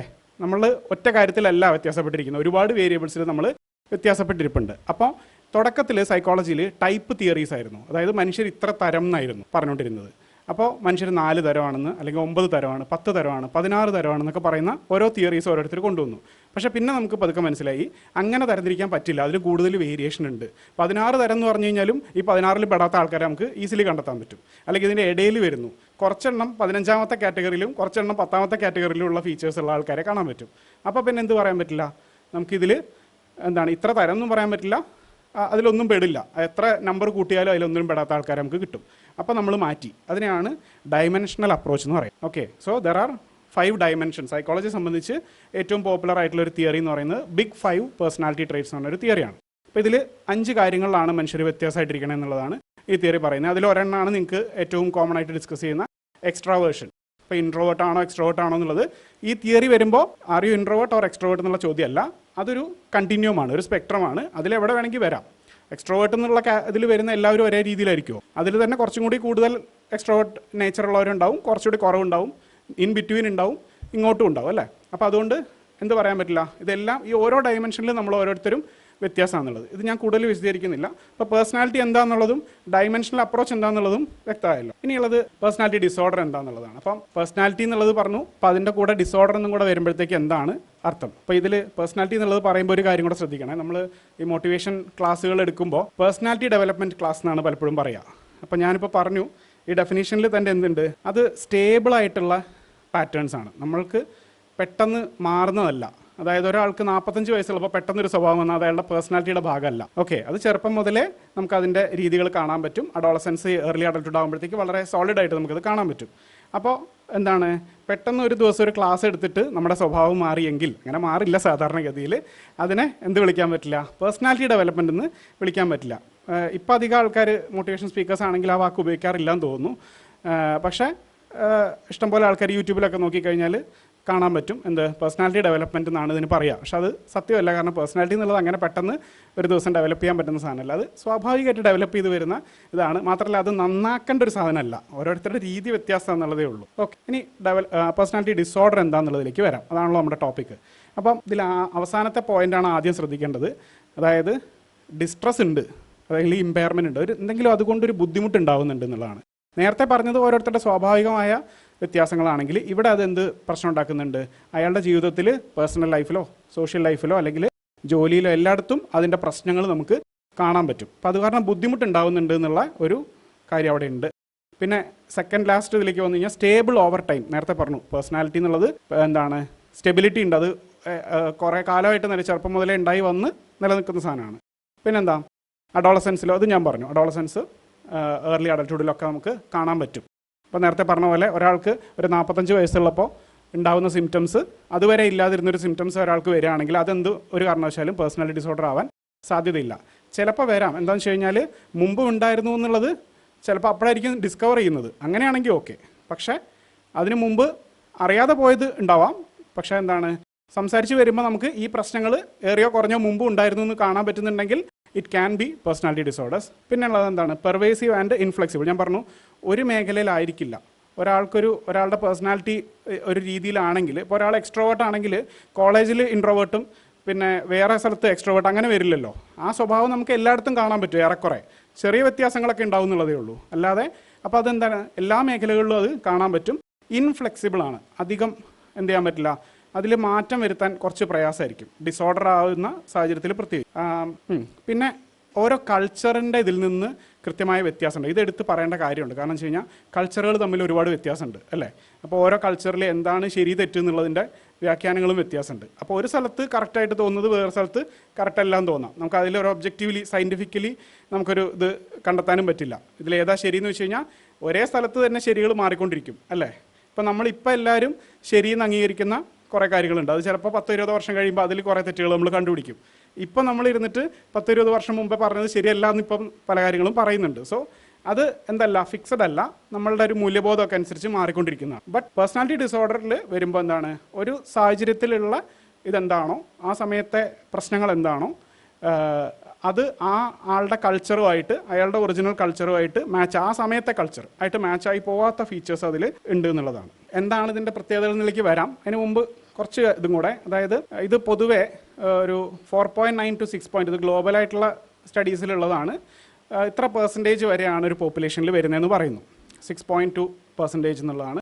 ഇത് പൊതുവെ പുരുഷന്മാരിലാണ് കൂടുതൽ ഓവറോൾ നോക്കുമ്പോൾ. അപ്പോൾ പേഴ്സണാലിറ്റി ഡിസോർഡർ എന്ന് പറഞ്ഞാൽ ഒറ്റ ഇതല്ല, 10 എണ്ണം ഉണ്ട്. ഞാൻ അതിലേക്ക് വരാം. അപ്പോൾ അതിൽ എന്താണ്, ഓവറോൾ നോക്കുമ്പോൾ പല ഡിസോർഡേഴ്സും മെയിൽസിലാണ് കൂടുതൽ കാണുന്നത്. അപ്പം ഓവറോൾ പേഴ്സണാലിറ്റി ഡിസോർഡർ എന്ന് പറയുമ്പോൾ മെയിൽസിലായിരിക്കും കൂടുതലുണ്ട്. പിന്നെ ഹൈ ഇൻകം കൺട്രീസ്, അതായത് എന്താണ്, ഡെവലപ്ഡ് ആയിട്ടുള്ള രാജ്യങ്ങളിൽ ഇതിൻ്റെ പെർസെൻറ്റേജ് വളരെ കൂടുതലും അണ്ടർ ഡെവലപ്ഡ് ആയിട്ടുള്ള അല്ലെങ്കിൽ ഡെവലപ്പിംഗ് കൺട്രീസിൽ കുറവാണ്. അപ്പോൾ അതെന്താ, അവിടെ രണ്ട് സ്ഥലത്തും മനുഷ്യർ തമ്മിൽ വ്യത്യാസം ഉണ്ടായിട്ടല്ല. കാരണം എന്താണ്, ഡെവലപ്ഡ് ആയിട്ടുള്ള രാജ്യങ്ങളിൽ അത് റിപ്പോർട്ട് ചെയ്യുന്നതും ട്രീറ്റ്മെൻറ്റിന് ആൾക്കാർ വരുന്നതൊക്കെ സ്വാഭാവികമായിട്ട് കൂടുതലായിരിക്കും. അല്ലാതെ അവിടെ മാത്രം കൂടുതൽ മാനസിക പ്രശ്നം വരുന്നു എന്നുള്ളതല്ല കേട്ടോ. നമ്മളിവിടെ ഡിറ്റക്റ്റ് ചെയ്യുന്നതും അത് പ്രോപ്പറായിട്ട് ഡയഗ്നോസ് ചെയ്യുന്നതൊക്കെ കുറവായതിൻ്റെ പ്രശ്നം കൊണ്ടാണ്. അപ്പോൾ അതുകൊണ്ട് തന്നെ ഈ കണക്ക് നമുക്ക് കറക്റ്റായിട്ട് എടുക്കാൻ പറ്റില്ല, അതിനേക്കാളും കൂടുതൽ ഉണ്ടാവും എന്നുള്ളതാണ് മനസ്സിലാക്കുന്നത്. പിന്നെ ഇതിൽ ഏറ്റവും വലിയൊരു പ്രശ്നം എന്ന് വെച്ച് കഴിഞ്ഞാൽ, ഇത് പേഴ്സണാലിറ്റി ഡിസോർഡറുള്ള ഒരാളെ സംബന്ധിച്ച് അയാൾക്കൊരു പ്രശ്നമുള്ളതായിട്ട് അയാൾക്ക് സ്വയം തോന്നുന്നില്ല എന്നുള്ളതാണ്. കാരണം അത് അയാളുടെ നേച്ചറിൻ്റെ ഭാഗമാണ്. നമ്മൾ ഞാനിങ്ങനെയാണ്, അതിലെന്താ കുഴപ്പം എന്ന രീതിയിലാണ് അങ്ങനത്തെ ഒരാൾ പറയുള്ളൂ. അതേപോലെ ചുറ്റുമുള്ളവർക്കാണെങ്കിലും നേരത്തെ നമ്മൾ തുടക്കത്തിൽ ചോദിച്ച ചോദ്യത്തിൻ്റെ റെലവൻസ് ഇവിടെയാണ് വരുന്നത്. ഒരാൾ നമ്മളോട് പെരുമാറുന്നതിൽ നമുക്ക് ബുദ്ധിമുട്ടുണ്ടാക്കുന്ന കാര്യങ്ങൾ വരുമ്പോഴത്തേക്കും ആ ആൾ ശരിയല്ല എന്നുള്ളതാണ്. അതാണ് ടൈറ്റിൽ. എന്ത് യു ആർ ദ പ്രോബ്ലം. അത് രണ്ട് രീതിയിൽ എടുക്കാം കേട്ടോ. അതായത് പേഴ്സണാലിറ്റി ഡിസോർഡർ ഉള്ള ഒരാൾ മറ്റേ ആളെ നോക്കിയിട്ട് പറയും നിങ്ങൾ ശരിയല്ല എന്ന് പറയും. ചുറ്റുമുള്ള ആൾക്കാർ തോന്നും ഇയാളെ കൊണ്ട് വലിയ ബുദ്ധിമുട്ടാണ്, ഇയാൾ ശരിയല്ല എന്ന് പറയും. ആക്ച്വലി എന്താണ്, പേഴ്സണാലിറ്റി ഡിസോർഡർ ആയിരിക്കാം പലപ്പോഴും കാരണം എന്നുള്ളതാണ്. അപ്പോൾ ഇത് രണ്ടുപേരും തിരിച്ചറിയുന്നില്ല, പിന്നെ ആരാ ട്രീറ്റ്മെൻറ്റ് പോവുക അല്ലേ? ആ ആൾക്കൊന്നെങ്കിൽ സ്വയം തോന്നണം അല്ലേ? ഇപ്പോൾ ഒരു ഡിപ്രഷനോ അല്ലെങ്കിൽ ആങ്സൈറ്റിയോ ഒക്കെ ഉള്ള ഒരാൾക്ക് സ്വയം എനിക്കൊരു ബുദ്ധിമുട്ടുണ്ട്, എനിക്ക് ഹെൽപ്പ് എടുക്കണം എന്ന് ചിലപ്പോൾ തോന്നാൻ കുറച്ചും കൂടി സാധ്യത കൂടുതലുണ്ട്. അതേസമയം ഇനി അതെല്ലാം മറ്റൊരാൾക്ക് തിരിച്ചറിഞ്ഞിട്ട് അയാളെ നീ ഒരു ഹെൽപ്പ് എടുക്കുമെന്ന് പറയാനും സാധ്യത കൂടുതലുണ്ട്. പക്ഷേ ഇവിടെ അത് രണ്ടുമില്ല. കാരണം ഒരാളുടെ പ്രശ്നങ്ങളെ നമ്മൾ അത് അയാൾ ശരിയല്ല എന്ന രീതിയിൽ, അയാളുടെ ക്യാരക്ടർ പ്രശ്നമാണെന്ന രീതിയിലാണ് നമ്മൾ എടുക്കുക. അയാൾ ശരിയല്ല, അയാൾക്ക് എന്തൊക്കെയോ കുഴപ്പങ്ങളുണ്ട്, അയാളുടെ അടുത്ത് നിന്ന് അകന്ന് നിൽക്കാം എന്നാണെങ്കിൽ നമ്മൾ ചിന്തിക്കുക. അല്ലാതെ അയാൾക്ക് മാനസികമായിട്ടൊരു ബുദ്ധിമുട്ടുണ്ട്, അയാൾക്ക് ട്രീറ്റ്മെൻറ്റ് വേണം എന്ന രീതിയിലല്ല നമ്മൾ എടുക്കുക. അപ്പോൾ അതുകൊണ്ട് തന്നെ ഇതിൻ്റെ ഒരു ഇരട്ടി ശതമാനമെങ്കിലും മിനിമം ഇത് ഉണ്ടാവാൻ സാധ്യതയുണ്ട്, ആക്ച്വൽ നമ്പർ. സോ അപ്പം അങ്ങനെ പറഞ്ഞു വരുമ്പോൾ എന്താണ്, ഒട്ടും ഒരു ചെറിയ നമ്പർ അല്ല. അതായത് ഇവിടെ പറയുന്നത് തന്നെ ഒരു 6.2% പറയുന്നുണ്ട്. അപ്പോൾ എന്താണ്, ഒരു 10-15% ഉണ്ട്. ഇപ്പോൾ ഇവിടെ ഒരു 100 പേരുണ്ടെങ്കിൽ 10-15 പേർക്ക് ഉണ്ടെന്ന് വേണമെങ്കിൽ പറയാം അല്ലേ? ഇവിടെ അത് ഉണ്ടായിക്കോളാൻ നിർബന്ധമൊന്നുമില്ല കേട്ടോ, അതെല്ലാ ജനറൽ പോപ്പുലേഷൻ്റെ കണക്കാണ്. അപ്പോൾ ഈ കാരണം കൊണ്ട് തന്നെ എന്താണ്, ഹൈലി അണ്ടർ ഡയഗ്നോസ്ഡ് ആണ്. അതായത് യഥാർത്ഥത്തിലുള്ളതിൻ്റെ വളരെ ചെറിയൊരു ശതമാനം ശരിക്കും ഡയഗ്നോസിസ് ഉണ്ടാവുകയുള്ളൂ. പിന്നെ അതിന് ഒരുപാട് കാരണങ്ങളുണ്ട് കേട്ടോ. ഇപ്പോൾ സൈക്കോളജിയിൽ പേഴ്സണാലിറ്റി ഡിസോർഡറിൽ മാത്രമല്ല എല്ലാ ഇതിലും ഇപ്പോൾ നിങ്ങൾ സുവോളജി പഠിക്കുന്നവരുണ്ടല്ലോ, നേച്ചർ നർച്ചർ എന്നുള്ളത് നിങ്ങൾ പഠിച്ചിട്ടുണ്ടോ? ഇല്ല. നേച്ചർ എന്ന് പറയുമ്പോൾ എന്തൊക്കെ ഫാക്ടേഴ്സ് വന്നു? ജെനറ്റിക് ഫാക്ടേഴ്സ് വന്നു, ന്യൂറോളജിക്കൽ ഫാക്ടേഴ്സ് വന്നു അല്ലേ? ഇതെല്ലാം നമ്മളെ ഇൻഫ്ലുവൻസ് ചെയ്യുന്ന കാര്യങ്ങളാണ്. പിന്നെ എന്തുകൊണ്ട്, സോഷ്യൽ ഫാക്ടേഴ്സ് ഉണ്ട്. അതായത് ഇപ്പോൾ ചൈൽഡ്ഹുഡ് ട്രോമ, കുട്ടിക്കാലത്ത് എന്തെങ്കിലും അബ്യൂസ് നേരിട്ടിട്ടുണ്ടെങ്കിൽ അതൊക്കെ പിന്നീടുള്ള മാനസിക പ്രശ്നങ്ങളിലേക്ക് എത്താൻ സാധ്യത കൂടുതലാണ്. അതേപോലെ ജനറ്റിക് ആയിട്ടുള്ള, നിങ്ങൾക്ക് അറിയായിരിക്കും ജനറ്റിക് സ്റ്റഡീസ് എങ്ങനെയാണ് ചെയ്യുന്നത് എന്നുള്ളത്. അതായത് ട്വിൻസിൽ ഐഡൻറ്റിക്കൽ ട്വിൻസും നോൺ ഐഡൻറ്റിക്കൽ ട്വിൻസും അതേപോലെ അഡോപ്റ്റഡ് ആയിട്ടുള്ള കുട്ടികളൊക്കെ തമ്മിൽ കമ്പയർ ചെയ്യുമ്പോൾ, ഇപ്പോൾ ഫോർ എക്സാമ്പിൾ ഒരു ഡിസോർഡറിൻ്റെ ജനറ്റിക് കമ്പോണൻറ്റ് വളരെ കൂടുതലാണെന്ന് വിചാരിക്കാം. അങ്ങനെയാണെങ്കിൽ എന്തായിരിക്കും, ഐഡൻറ്റിക്കൽ ട്വിൻസിൽ ഒരാൾക്കുണ്ടെങ്കിൽ മറ്റേ ആൾക്കും ഉറപ്പായിട്ടും കാണാൻ സാധ്യതയുണ്ട്. അതേസമയം നോൺ ഐഡൻറ്റിക്കൽ ട്വിൻസിൽ അത്ര സെയിം പെർസെൻറ്റേജ് ഉണ്ടാവില്ല. അപ്പോൾ ജനറ്റിക് കമ്പോണൻറ്റ് കുറച്ചുകൂടെ സ്ട്രോങ് ആണെന്ന് നമുക്ക് വേണമെങ്കിൽ അവിടെ പറയാൻ പറ്റും. പക്ഷേ ഒരു പ്രത്യേകത എന്ന് വെച്ച് കഴിഞ്ഞാൽ നമുക്ക് ഇന്ന ജീനുണ്ടോ നിങ്ങൾക്ക് ഇന്ന പ്രശ്നം ഉണ്ടാവും അങ്ങനെ പറയാൻ പറ്റില്ല. പോളി ജനിക്കാണ്, അതായത് ഒറ്റ ജീൻ വെച്ചിട്ടല്ല, ഒരു കോമ്പിനേഷൻ ഓഫ് ജീൻസ് ആണ്. അതും ഒരു ഡിസോർഡറിന് ഇന്ന സെറ്റ് ഓഫ് ജീൻസ് എന്നും പറയാൻ പറ്റില്ല. ചില ഫീച്ചേഴ്സ് ആണ് ഒരു സെറ്റ് ഓഫ് ജീൻസ് വരുള്ളൂ. ചിലതിൽ തിരിച്ചും വരുന്നുണ്ട്. അതായത് ഒരു സെറ്റ് ഓഫ് ജീൻസ് കാരണം ഇന്ന ഡിസോർഡർ ഉണ്ടാവുന്നുണ്ട്, വേറെ ഡിസോർഡർ ഉണ്ടാവുന്നുണ്ട്. അങ്ങനത്തെ പ്രശ്നങ്ങളും കാണാൻ പറ്റും. പിന്നെ ന്യൂറോളജിക്കലി പറയുകയാണെങ്കിൽ നമ്മുടെ ബ്രെയിനിൻ്റെ പല ഏരിയാസ്, ഇപ്പോൾ ഇമോഷൻ്റെ ഏരിയാസ് ഉണ്ട്, നമ്മളുടെ ഹയർ ഓർഡർ കോഗ്നീഷൻ്റെ ഏരിയാസ് ഉണ്ട്. ഇതിൻ്റെയൊക്കെ വർക്കിംഗ് അനുസരിച്ചൊക്കെ ഇരിക്കും. ഞാൻ അതിലേക്ക് കൂടുതൽ പോകുന്നില്ല, അതൊക്കെ ആയിട്ട് ബന്ധപ്പെട്ട് കിടക്കുന്നുണ്ട്. ഞാനിത് പറഞ്ഞ കാരണം എന്താണെന്ന് വെച്ച് കഴിഞ്ഞാൽ, ഒരാളുടെ പ്രശ്നം എന്ന് പറഞ്ഞു കഴിഞ്ഞാൽ ഉടനെ നമ്മൾ ഡിസ്കസ് ചെയ്യുന്നത് എന്താണ്, അയാളുടെ കുട്ടിക്കാലം വരെ മാക്സിമം നമ്മൾ ഡിസ്കസ് ചെയ്യും. അയാളുടെ സ്വഭാവം ശരിയില്ല എന്ന് പറയും, അല്ലെങ്കിൽ അയാൾ വളർന്നു വന്ന സാഹചര്യം ഇതാണെന്ന് പറയും. അതിൻ്റെ അപ്പുറത്തേക്ക് അയാൾക്ക് എന്ത് ജീനാണ് അയാൾക്ക് ഉണ്ടായിരുന്നതെന്നുള്ളതൊന്നും ആരും ചർച്ച ചെയ്യാറില്ല. നിങ്ങൾ ആലോചിച്ച് നോക്കുക, വിവാദമാവുന്ന വിഷയങ്ങളിലൊക്കെ ഓരോ ഇൻസിഡൻസ് ഉണ്ടാകുമ്പോൾ അല്ലേ, അതിൽ ആ ഒരാളുടെ സ്വഭാവം രൂപീകരിച്ചതിൽ എന്തുണ്ട്, ജനറ്റിക് ഫാക്ടറും ഉണ്ട്. ഒരു 50%ഓളം ജനറ്റിക് ഫാക്ടർ ഉണ്ടാവും. വളർന്ന സാഹചര്യം ഉണ്ട്, ഇല്ല എന്ന് പറയുന്നില്ല. ന്യൂറോളജിക്കൽ ഫാക്ടേഴ്സ് ഉണ്ടാവും. പക്ഷേ ഇതൊന്നും നമ്മൾ ഡിസ്കസ് ചെയ്യുന്നില്ല എന്നുള്ളതാണ്. പലപ്പോഴും എന്തെങ്കിലും ഒരു എന്താ പറയുക, വളരെ ക്രൂരമായൊരു കൊലപാതകമോ അല്ലെങ്കിൽ അങ്ങനത്തെ എന്തെങ്കിലും സംഭവം നടക്കുമ്പോൾ നമ്മളെന്താണ് ചിന്തിക്കുക, എങ്ങനെ ഇങ്ങനെ ചെയ്യാൻ പറ്റുന്നത്, നമ്മുടെ നാട് നശിച്ചു പോവുകയാണ് എന്ന രീതിയിലായിരിക്കും നമ്മൾ പറയുന്നത്. പക്ഷെ അത്തരം ഇൻസിഡൻസ് മുമ്പുണ്ട്. ഇപ്പോൾ സോഷ്യൽ മീഡിയ ഉള്ളതുകൊണ്ട് കൂടുതൽ ഡിസ്കസ് ചെയ്യുന്നു എന്നുള്ളതേ ഉള്ളൂ. വയലൻസിൻ്റെ പെർസെൻറ്റേജ് നോക്കിക്കഴിഞ്ഞാൽ ആക്ച്വലി കുറഞ്ഞാണ് വരുന്നത് കേട്ടോ. ഗ്ലോബലി നോക്കുമ്പോൾ ഈ യുദ്ധങ്ങളൊക്കെ നടക്കുന്നുണ്ടെങ്കിലും പണ്ട് നോക്കിക്കഴിഞ്ഞാൽ ഇതിനേക്കാൾ എത്ര ഇരട്ടിയുള്ള യുദ്ധങ്ങൾ നടന്നിട്ടുണ്ട്. So violence is actually reducing. പക്ഷെ നമ്മൾ ഇത് ഹൈലൈറ്റ് ആയിട്ട് കാണുന്നുണ്ട്. നമ്മൾ ഫോൺ തുറന്നാൽ ആദ്യം തന്നെ ഇത്തരം സംഭവങ്ങൾ കാണുന്നുണ്ട്. അതുകൊണ്ട് തോന്നുന്നതായിരിക്കും. ഓക്കെ, സോ ഇതൊക്കെയാണ്. ഇനി ഇത് ഈ രണ്ട് പുസ്തകങ്ങളുടെ കാര്യം ഒന്ന് ജസ്റ്റ് പറയുകയാണ്. അതായത് ICD എന്ന് പറയുന്ന പുസ്തകമുണ്ട്, DSM എന്ന് പറയുന്ന പുസ്തകം. ഇതാണ് മാനസിക രോഗങ്ങൾ ഏതൊക്കെയാണ്, ഏതൊക്കെ കാറ്റഗറിയിൽ വരും, അത് ഓരോന്നിൻ്റെയും പ്രത്യേകതകൾ എന്തൊക്കെയാണ് എന്നുള്ളതൊക്കെ തീരുമാനിക്കുന്ന ഈ രണ്ട് പുസ്തകങ്ങളിൽ അനുസരിച്ചാണ്. ഇത് കാലാകാലം അപ്ഡേറ്റ് ചെയ്തുകൊണ്ടിരിക്കും. ഇപ്പോൾ ICD എന്ന് പറയുന്നത് ഇറക്കുന്നത് WHO ആണ്, വേൾഡ് ഹെൽത്ത് ഓർഗനൈസേഷനാണ്. DSM എന്ന് പറയുന്നത് അമേരിക്കൻ സൈക്കാട്രിക് അസോസിയേഷനാണ്, APA ആണ് ഇറക്കുന്നത്. അത് ലേറ്റസ്റ്റ് വേർഷൻ 2022 രണ്ടിൻ്റെയും ലേറ്റസ്റ്റ് വേർഷൻ വന്നിട്ടുള്ളത്. ICD-11 ആണ്, DSM 5TR ആണ്. ഓക്കെ, അപ്പോൾ ICD എന്നുള്ളതിലൊരു വ്യത്യാസമുണ്ട്. അതായത് അതിനകത്ത് എല്ലാ രോഗങ്ങളുടെയും ഉണ്ട്, അതായത് ശാരീരിക അസുഖങ്ങളുടെയും ഡയഗ്നോസിസും അതിൻ്റെ ലിസ്റ്റ് മുഴുവൻ അതിനകത്തുണ്ട്. അതിലൊരു ചാപ്റ്റർ മാത്രമാണ് മാനസിക പ്രശ്നങ്ങളുടെ. അപ്പോൾ ഡോക്ടേഴ്സ് എല്ലാം ഉപയോഗിക്കുന്നത് ഈ ICD-യിലെ കോഡിങ് ഉപയോഗിക്കാറുണ്ട്, ഏത് രോഗം എന്നുള്ളത് വ്യത്യാസമായിട്ട് ഐഡൻറ്റിഫൈ ചെയ്യാൻ. അപ്പോൾ അതിൽ 6ാമത്തെ ചാപ്റ്റർ മാത്രമാണ് മാനസിക പ്രശ്നങ്ങൾ. അതേസമയം DSM എന്നുള്ളത് exclusively for mental disorders. Okay, ഇപ്പോൾ ഉള്ള പോലത്തെ ഞാൻ പറഞ്ഞു 10 ഉണ്ടെന്ന് പറഞ്ഞു. അപ്പോൾ ആ രീതിയിൽ മുമ്പത്തെ ഇതിലും ഉണ്ട്. ഇപ്പോൾ DSM 4 ഈവൻ 3 10 ആയിരുന്നില്ല, കുറച്ച് വ്യത്യാസങ്ങളുണ്ട്. പക്ഷേ ഇപ്പോൾ പറയുന്ന അതേ ഡിസോർഡേഴ്സ് മുമ്പും ഏറെക്കുറെയൊക്കെ പറഞ്ഞിട്ടുണ്ട്. പിന്നെ 4TR ഉണ്ടായിരുന്നു, 5 ദെൻ 5TR.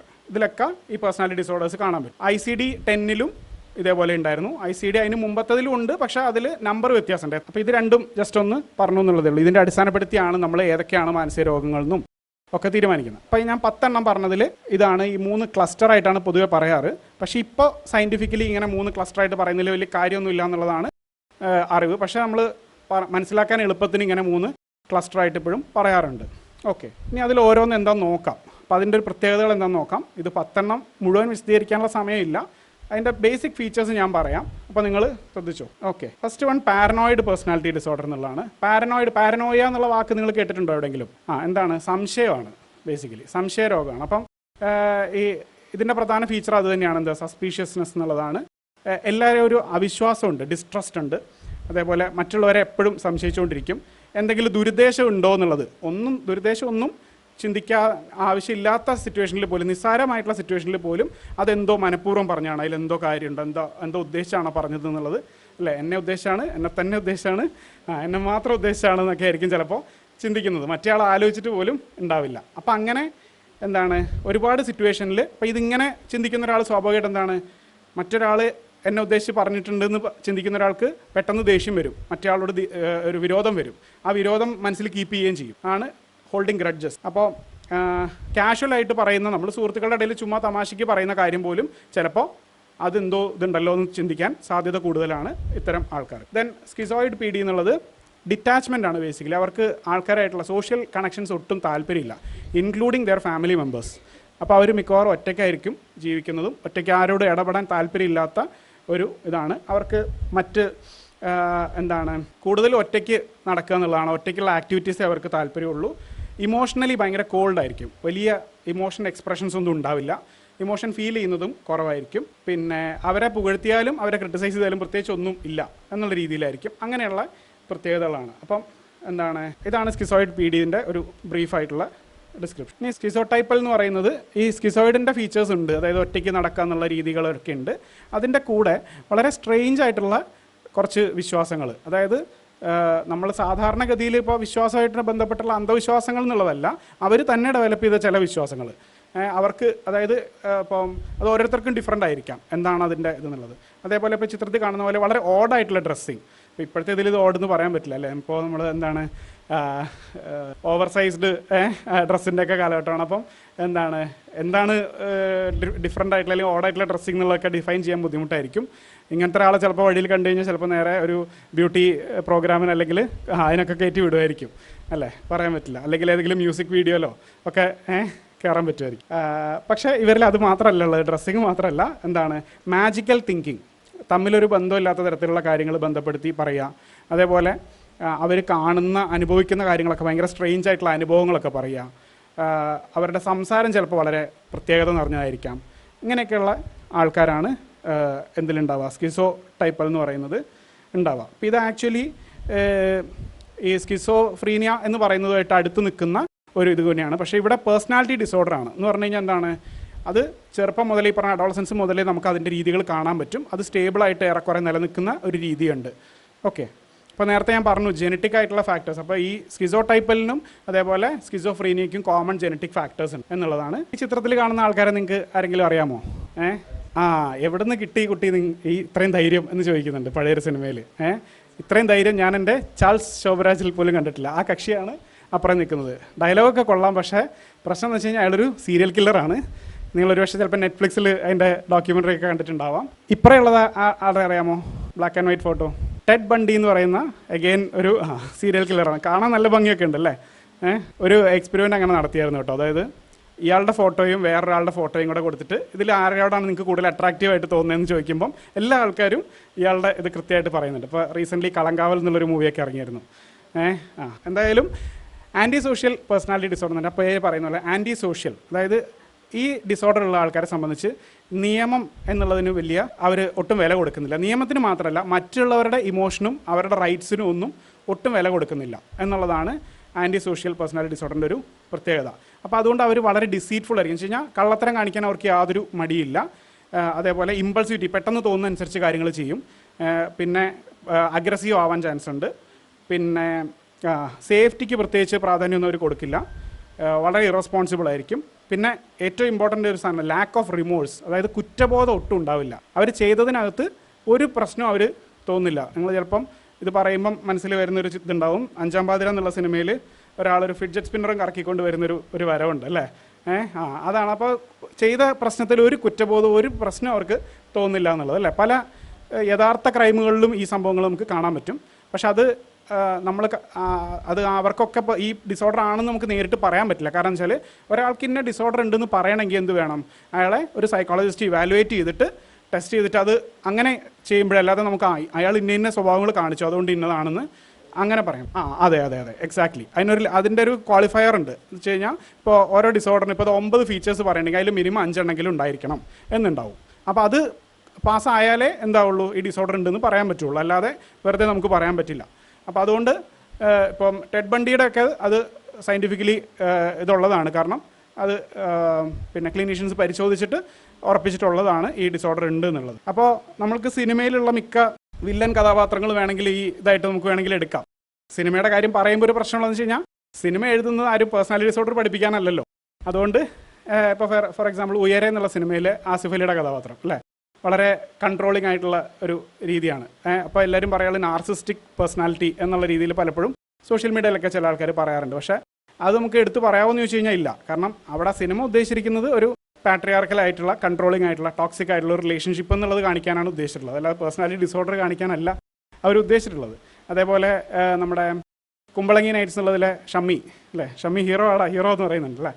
അത് ഒരു സൈക്കോ ക്യാരക്ടറാണ്, നന്നായിട്ട് അഭിനയിച്ചിട്ടുണ്ട് അല്ലേ. പക്ഷേ ആ ക്യാരക്ടർ എന്താണ്, എഴുതിയ ആൾ തന്നെ പറഞ്ഞിരുന്നു ഇത് ഉദ്ദേശിച്ചത് ഏതെങ്കിലും മാനസിക പ്രശ്നം എന്നുള്ളത് രീതിയിലല്ല, ഒരു സദാചാര സൈക്കോ എന്നാണ് ആ ആളെ ഉദ്ദേശിച്ചുള്ളത്. അപ്പോൾ അത് അയാൾ പറയുന്നുണ്ട് അല്ലേ. മറ്റേ അവരുടെ മുമ്പിലുള്ള റൂമിൽ വേറെ ക്യാരക്ടേഴ്സ് വരുമ്പോൾ എന്താണ് അമേരിക്ക ഓക്കെ ഇന്ത്യ നോ എന്ന് പറയുന്നുണ്ട് അല്ലേ. അതൊക്കെ അയാൾക്ക് പ്രശ്നമാണ്. സോ ആ രീതിയിലാണ് ആ ക്യാരക്ടർ ഉണ്ടാക്കിയിട്ടുള്ളത്. അപ്പോൾ അത് കൃത്യം ഒരു പേഴ്സണാലിറ്റി ഡിസോർഡറിൻ്റെ എക്സാമ്പിളായിട്ട് നമുക്ക് പറയാൻ പറ്റില്ല. അപ്പോൾ സിനിമയിലെ കുറേ റെഫറൻസ് നമുക്ക് പറയാൻ പറ്റും. പക്ഷെ അതൊക്കെ ഇതിൻ്റെ കൃത്യ എക്സാമ്പിളായിട്ട് എടുക്കാൻ പറ്റുമെന്ന് വെച്ചാൽ ഇല്ല. അങ്ങനത്തെ പ്രശ്നം കൂടിയുണ്ട്. ആണുങ്ങൾ തന്നെയാണെന്നോ? തീർച്ചയായിട്ടും അല്ല. Anti social personality disorder actually പുരുഷന്മാരിലാണ് വളരെയധികം കൂടുതലുള്ളത്. അത് സയൻറ്റിഫിക്കലി അങ്ങനെ തന്നെയാണുള്ളത്. മറ്റിടത്ത് കുറേ ജനറ്റിക് ആയിട്ടുള്ള റീസൺസ് ഉണ്ടാവാം. ഇപ്പം എന്ന് വെച്ച് കഴിഞ്ഞാൽ നമ്മൾ ഡിസോർഡർ എന്ന് പറയുന്നത് എന്തുകൊണ്ടാണ്, നമുക്ക് സ്വയവും സമൂഹത്തിനൊക്കെ ബുദ്ധിമുട്ടുണ്ടാവും എന്നുള്ളതാണ്. ഇപ്പോൾ നേരത്തെ രവി സാർ പറഞ്ഞ പോലെയാണെങ്കിൽ പ്രകൃതിയിൽ മഴ പെയ്തുകൊണ്ടിരിക്കുന്നു എന്ന് പറയുന്ന സാധനം ഉണ്ടല്ലോ, പ്രകൃതിയിൽ ഇത് സംഭവിച്ചുകൊണ്ടിരിക്കുകയാണ്. അപ്പം ഏതെങ്കിലും കാലഘട്ടത്തിൽ ഈ ജീനുകൾക്ക് അഡ്വാൻറ്റേജ് ഉണ്ടാവാം. അതായത് അഗ്രസീവ്നെസ് എന്നുള്ളത് പണ്ട് നമ്മൾ ഇപ്പോഴാണത് ഉപദ്രവിക്കരുത് അഹിംസ എന്നുള്ളതൊക്കെ പറയുന്നത്. പണ്ട് കാലത്ത് വയലൻസ് ആണ് നോം. മറ്റുള്ളവരെ കൊല്ലുകയും ആക്രമിക്കുകയും കീഴടക്കുകയും ചെയ്യുന്നവനാണ് മുന്നോട്ട് പോകുന്നത്. അപ്പോൾ അതിന് ജനറ്റിക് അഡ്വാൻറ്റേജ് കിട്ടും. അപ്പോൾ അഗ്രസീവ്നെസ്സിൻ്റെ ജീനിന് ഇപ്പോൾ ഈ കുറച്ച് വർഷങ്ങളായിട്ട് മാത്രമേ വേണമെങ്കിൽ അതിന് ഉറപ്പായിട്ടും എന്താ പറയുക പണി കിട്ടും, ജയിലിലാവും എന്നൊക്കെയുള്ള, അപ്പോൾ കുട്ടികളെ ഉണ്ടാക്കാൻ പറ്റാതെ വരും എന്നുള്ളത് വരുന്നുള്ളൂ. അല്ലാതെ വരുമ്പോൾ അതൊന്നും പ്രശ്നമില്ല. അപ്പോൾ മാത്രമല്ല അതിന് അഡ്വാൻറ്റേജും ഉണ്ട്. അപ്പോൾ അതുകൊണ്ട് അതായിരിക്കാം അതിൻ്റെ ജനറ്റിക് റീസൺസ് ഉണ്ടാവാം. അപ്പോൾ അത് കൂടുതൽ ഏർപ്പെടുന്നത് പുരുഷന്മാരായിരിക്കും. അത് തുല്യമായിട്ട് ആണെന്ന് പറയാൻ പറ്റില്ല. ഐഡൻറ്റിഫൈ ചെയ്യുന്നില്ല. അത് ഇപ്പോൾ വയലൻസിൻ്റെ അഗ്രഷൻ്റെ കാര്യം പറയുകയാണെങ്കിൽ ഇപ്പം പുരുഷന്മാരുടെ ഇത് തന്നെ എടുക്കാം, നമുക്ക് ജെൻഡറിൻ്റെ വിഷയമായിട്ട് പോകണ്ട. ഇപ്പോൾ ഞാനിപ്പോൾ ഒരു സ്ഥാപനത്തിൽ വർക്ക് ചെയ്യുകയാണ്. അപ്പോൾ എൻ്റെ മുകളിലുള്ള ഒരാളോട് എനിക്ക് ദേഷ്യമുണ്ട്. എനിക്ക് അയാളെ പോയി തല്ലാൻ പറ്റുമോ? ഇല്ല. അപ്പോൾ ഞാൻ എന്ത് ചെയ്യും? എൻ്റെ അഗ്രഷൻ അവിടെ തീർന്നോ? ഞാൻ ചിലപ്പോൾ അയാളെ പറ്റി ഇല്ലാത്തൊരു കഥ പറഞ്ഞിറക്കും. അതാണല്ലോ അടുത്ത ഓപ്ഷൻ. കാരണം മനുഷ്യൻ സാമൂഹ്യ ജീവിയാണ്. അപ്പോൾ അഗ്രഷൻ നമുക്ക് എന്ത് ചെയ്യാം? ഇൻഡയറക്റ്റ് ആയിട്ട്. അഗ്രഷൻ എന്ന് പറഞ്ഞു കഴിഞ്ഞാൽ എന്ത് മാത്രമല്ല, ഫിസിക്കൽ വയലൻസ് മാത്രമല്ലല്ലോ അഗ്രഷൻ. ഒരാളുടെ എക്സിസ്റ്റൻസിന് ബുദ്ധിമുട്ടുണ്ടാക്കുന്ന കാര്യങ്ങൾ ചെയ്യുന്നതെല്ലാം വയലൻസ് അല്ലേ. അതാണല്ലോ സെക്കൻഡ് ഓപ്ഷൻ. ഫിസിക്കലി കീഴ്പ്പെടുത്താൻ പറ്റാത്ത സമയത്ത് എന്താ ചെയ്യുക? അടുത്ത ഒരു വൺ ഓഫ് ദ ഓപ്ഷൻസ് ആണ് സോഷ്യലി ബുദ്ധിമുട്ടുണ്ടാക്കുക എന്നുള്ളത്. സ്ത്രീകളെ സംബന്ധിച്ച് മിക്ക സിറ്റുവേഷനിലും ഒരു പുരുഷൻ അവിടെ ഉണ്ടെങ്കിൽ ഫിസിക്കലി കീഴ്പ്പെടുത്താൻ പറ്റില്ല. അപ്പം അടുത്ത ഓപ്ഷൻ എന്താണ്? വേറെ ഓപ്ഷൻസിലേക്ക് പോവും. അപ്പോൾ അവിടെ അഗ്രഷൻ ഇല്ല എന്ന് പറയാൻ പറ്റില്ല, അതിൻ്റെ രീതി മാറുന്നുള്ളതാണ്. ഇനി അതിൽ തുല്യത ഇല്ല എന്ന് പറഞ്ഞിട്ട് പ്രശ്നം ഉണ്ടാവണ്ട. തുല്യതയെ പറ്റിയൊക്കെ നേരത്തെ സംസാരിച്ചിരുന്നു. അപ്പോൾ എന്താണ്, അഗ്രഷൻ എക്സ്പ്രസ് ചെയ്യുന്ന രീതിയിൽ വ്യത്യാസം ഉണ്ടാവാം. യഥാർത്ഥ അഗ്രഷൻ 50-50 ആണോ എന്നുള്ളത് എനിക്ക് അറിഞ്ഞുകൂടാ. പക്ഷേ ജനറ്റിക് ആയിട്ട് ഫിസിക്കൽ വയലൻസ് ഡെഫിനറ്റ്ലി മെയിൽസിലാണ് കൂടുതൽ എന്നുള്ളത് നമുക്ക് എടുത്ത് പറയാൻ പറ്റും. അതിന് എവല്യൂഷണറി റീസൺസും ഉണ്ട്. ഓക്കെ, അപ്പോൾ അതുകൊണ്ട് തന്നെ ഈ പറഞ്ഞ ആൻറ്റി സോഷ്യൽ പേഴ്സണാലിറ്റി ഡിസോർഡർ പുരുഷന്മാരിലാണ് കൂടുതൽ കാണുന്നത് എന്നുള്ളതും കൃത്യമായിട്ട് പറയാൻ പറ്റും. ഒപ്പം വില്ലൻ കഥാപാത്രങ്ങളിലെല്ലാം അല്ലേ ഒരു സിനിമയിൽ പറയുന്നുണ്ട്, എന്താ ഇന്നത് ചെയ്യാൻ പറ്റുമോ സക്കീർ ബൈക്ക് എന്നൊക്കെ പറയുന്നുണ്ട് അല്ലേ. അത് ഇപ്പോൾ സാറ് പറഞ്ഞ പോലെ ഒരു സ്ത്രീ കഥാപാത്രം അല്ല അത് പറയുന്നത്. മിക്കവാറും വില്ലനും എന്തായിരിക്കും, പുരുഷനായിരിക്കും. അല്ലെങ്കിൽ ഇപ്പം എന്താണ്, narcotics is A dirty business എന്ന് പറയുന്നുണ്ട്. പക്ഷേ നാർക്കോട്ടിക്സ് മാത്രമേ ഡേർട്ടി ബിസിനസ് ഉള്ളൂ, ബാക്കി കാര്യങ്ങളൊക്കെ പുള്ളി ചെയ്യുന്നുണ്ട് അല്ലേ. അപ്പോൾ വില്ലന് മാത്രമല്ല നായകനും എന്തുണ്ട്, ആൻറ്റി സോഷ്യൽ പീഡി ഉണ്ടാവാം.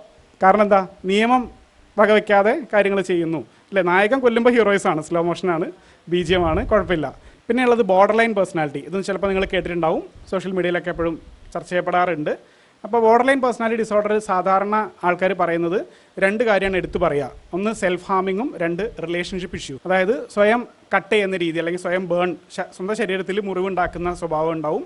അതേപോലെ പിന്നെ റിലേഷൻഷിപ്പ് ഇഷ്യൂസ്, അതും പെട്ടെന്ന് റിലേഷൻഷിപ്പിലേക്ക് കയറുക, പെട്ടെന്ന് തന്നെ അതിൽ നിന്നും മാറുക, അല്ലെങ്കിൽ ഒരേ സമയത്ത് പല ആൾക്കാരോട് ബന്ധം ഉണ്ടാവുക, അല്ലെങ്കിൽ പെട്ടെന്ന് പല ബന്ധങ്ങളിലേക്ക് പോവുക എന്നുള്ള തരത്തിലൊക്കെ ഉള്ള സ്വഭാവങ്ങൾ കാണിക്കും. ഇതാണ് ബോർഡർ ലൈനിൻ്റെ ഹൈലൈറ്റ് ആയിട്ട് മിക്ക ആൾക്കാരും പറയുക.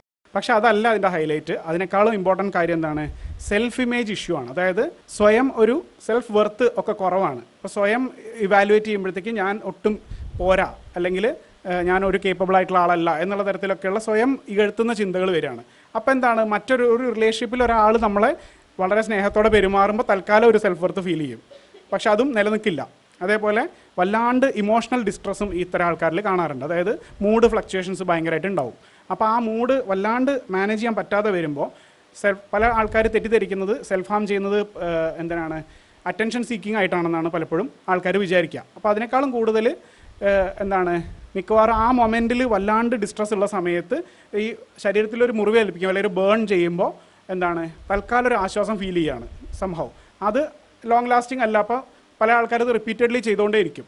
ചില ആൾക്കാർ സൂയിസൈഡൽ അറ്റംപ്റ്റും നടത്താൻ സാധ്യതയുണ്ട്. അപ്പോൾ ഇതിൽ ഇമോഷണൽ ഇൻസ്റ്റബിലിറ്റി എന്നുള്ളതും സെൽഫ് ഇമേജ് ഇഷ്യൂ എന്നുള്ളതുമാണ് അതിൻ്റെ പ്രധാന റീസൺ. അതുകൊണ്ടാണ് ഇത്തരം സെൽഫ് ഹാമിങ്ങും അതേപോലെ ഇതൊക്കെ വരാനുള്ള കാരണം അതായിരിക്കാം. ഓക്കെ, അപ്പോൾ ഇത് വളരെയധികം തെറ്റിദ്ധരിക്കപ്പെട്ടിട്ടുള്ളൊരു ഡിസോർഡർ ആണെന്ന് വേണമെങ്കിൽ പറയാം. അതേപോലെ ഇവർക്ക് ഇമ്പൾസിവിറ്റി വളരെ കൂടുതലായിരിക്കും. പെട്ടെന്ന് തീരുമാനിച്ചിട്ട് ചിലപ്പോൾ ഭയങ്കരമായിട്ട് സ്പെൻഡ് ചെയ്യുക, ഒത്തിരി അനാവശ്യമായിട്ട് പൈസ സ്പെൻഡ് ചെയ്യുന്നു, അല്ലെങ്കിൽ പിന്നെ സെക്ഷുവലി ഭയങ്കര ഒരു റിസ്കി ബിഹേവിയർ കാണിക്കുക എന്നുള്ളതുണ്ടാവാം. പിന്നെ ഡ്രഗ് യൂസേജ് ഉണ്ടാവാം. ഇതൊക്കെ ഓരോ വ്യക്തി അനുസരിച്ചിരിക്കും കേട്ടോ. ഓക്കെ, അതൊക്കെയാണ് ഈ ബോർഡർ ലൈൻ പേഴ്സണാലിറ്റി ഡിസോർഡറിൽ. ഇപ്പോൾ പെട്ടെന്നൊരു ബന്ധത്തിലേക്ക് പോവുക, ആ ബന്ധം വളരെ കുറച്ച് 1-2 ആഴ്ച കൊണ്ട് ഉണ്ടായൊരു ബന്ധം, അപ്പോൾ അയാൾ ലോകത്തേക്ക് വെച്ച് ഏറ്റവും ഗംഭീര വ്യക്തിയാണെന്ന രീതിയിൽ ചിന്തിക്കുക. എന്നിട്ട് കുറച്ച് കഴിയുമ്പോഴത്തേക്ക് അത് ബ്രേക്കായിട്ട് ഉടനെ പെട്ടെന്ന് അതേപോലെ അത് ഒറ്റയടിക്ക് കയറുന്നു, പിന്നെ അതേപോലെ ഇറങ്ങുന്നു, അടുത്ത വേറെ റിലേഷൻഷിപ്പിലേക്ക് കയറുമ്പോൾ ഇതേ എക്സൈറ്റ്മെൻറ്റ്, പിന്നെ വീണ്ടും അങ്ങനെ പോകുന്നൊരു പാറ്റേൺ പലപ്പോഴും കാണാറുണ്ട്. ഇതൊന്നും എല്ലാവരിലും എക്സാക്ട്ലി ഇങ്ങനെ വരുമെന്ന് വിചാരിക്കരുത്. ഇതൊക്കെ നേരത്തെ സാറ് പറഞ്ഞ പോലെ കുറേ കാര്യങ്ങൾ ഫീച്ചേഴ്സ് ഉണ്ട്. ഇതിൽ ഇത്ര ഫീച്ചേഴ്സ് ഉണ്ടെങ്കിൽ എന്നുള്ളതാണ്. അതിലേക്ക് ഞാൻ വരാം. വേറെ ഉള്ളത് ഹിസ്ട്രിയോണിക് പേഴ്സണാലിറ്റി ഡിസോർഡർ എന്നുള്ളതാണ്. ഇവിടെ അഗെയിൻ ഇമോഷണൽ ഇംബാലൻസ് ഉണ്ട്, അതേപോലെ അറ്റൻഷൻ സീക്കിംഗ് ബിഹേവിയർ ഉണ്ട്. അതായത് അവർക്ക് എപ്പോഴും സെൻറ്റർ ഓഫ് അറ്റൻഷൻ ആയിട്ടിരിക്കും. അവരെ എല്ലാവരും ശ്രദ്ധിക്കണം, എല്ലാവരും അവരിലേക്കായിരിക്കണം ശ്രദ്ധ. അവരിലേക്കല്ല എങ്കിൽ അവർ പ്രശ്നം ഉണ്ടാക്കും, അവർക്ക് ബുദ്ധിമുട്ടായിരിക്കും. അപ്പോൾ ഇത് ഞാൻ നേരത്തെ പറഞ്ഞു, ഈ അറ്റൻഷൻ സീക്കിംഗ് ബിഹേവിയർ നമ്മളെ ചുറ്റും ഒരാൾ കാണിച്ചു കഴിഞ്ഞാൽ നമ്മൾ അതിനെ പ്രൊമോട്ട് ചെയ്യുമോ അതോ ഒഴിവാക്കുമോ? സാധാരണഗതിയിൽ ഇപ്പോൾ ഇവിടെയാണ് ഞാൻ തുടക്കത്തിൽ പറഞ്ഞ ചോദ്യങ്ങളുടെ പ്രസക്തി. ഇത് നമ്മൾ കാണുമ്പോൾ ഒരാൾ പ്രശ്നം ഉണ്ടാക്കുന്ന ഒരാൾ ശരിയല്ല, ആളത്ര ശരിയല്ല എന്നുള്ളതാണ് ഞാനതാണ് ആദ്യം ടൈറ്റിൽ കൊടുത്തത് കേട്ടോ. യു ആർ ദ പ്രോബ്ലം എന്നുള്ളത് മലയാളത്തിൽ പറഞ്ഞാൽ ആളത്ര ശരിയല്ല എന്നുള്ളതാണല്ലോ. അപ്പോൾ ഇതാണ് നമുക്ക് ഈ പേഴ്സണൽ ഡിസോർഡർ എല്ലാത്തിലും ഫീൽ ചെയ്യുന്ന അങ്ങനെയാണ്. ഇതിൻ്റെ പ്രശ്നം ആ ആൾ ശരിയല്ല എന്നുള്ള രീതിയിലാണ് നമ്മൾ എടുക്കുക. അപ്പോൾ അയാൾ അറ്റൻഷൻ സീക്കിംഗ് ആവുന്നു, പ്രൊവോക്കേറ്റീവായിട്ട് ബിഹേവ്, അതായത് ഒരു വശീകരിക്കുന്ന രീതിയിലൊക്കെ പെരുമാറുക, അപ്പോൾ അങ്ങനത്തെ ഡ്രസ്സിങ് ചെയ്യുക. അപ്പോൾ ഇതൊക്കെ പറയുമ്പോഴത്തേക്ക് നിങ്ങൾ ഇത് മാത്രമല്ല മറ്റ് ഇതിലാണെങ്കിലും ഇത് ഇന്നയാൾ അങ്ങനെ ഉണ്ടല്ലോ മറ്റേ അങ്ങനെ ഉണ്ടല്ലോ എന്ന് തോന്നുമായിരിക്കാം. എഗെയിൻ നിങ്ങൾ സെൽഫ് ഡയഗ്നോസിസ് ചെയ്യാൻ നിൽക്കരുത്. നിങ്ങൾക്കറിയാം ഇപ്പോൾ പല സെലിബ്രിറ്റീസും എനിക്ക് ഇന്നതുണ്ട്, ADHD ഉണ്ട്, മറ്റതുണ്ട്, മറിച്ചതുണ്ടെന്ന് സ്വയം പറയാറുണ്ട്. ചിലരൊക്കെ അത് ആക്ച്വലി സൈക്കോളജിസ്റ്റിനെ കണ്ടിട്ട് പറയുന്നതാണ്, മറ്റു ചിലർ അങ്ങനെയല്ല.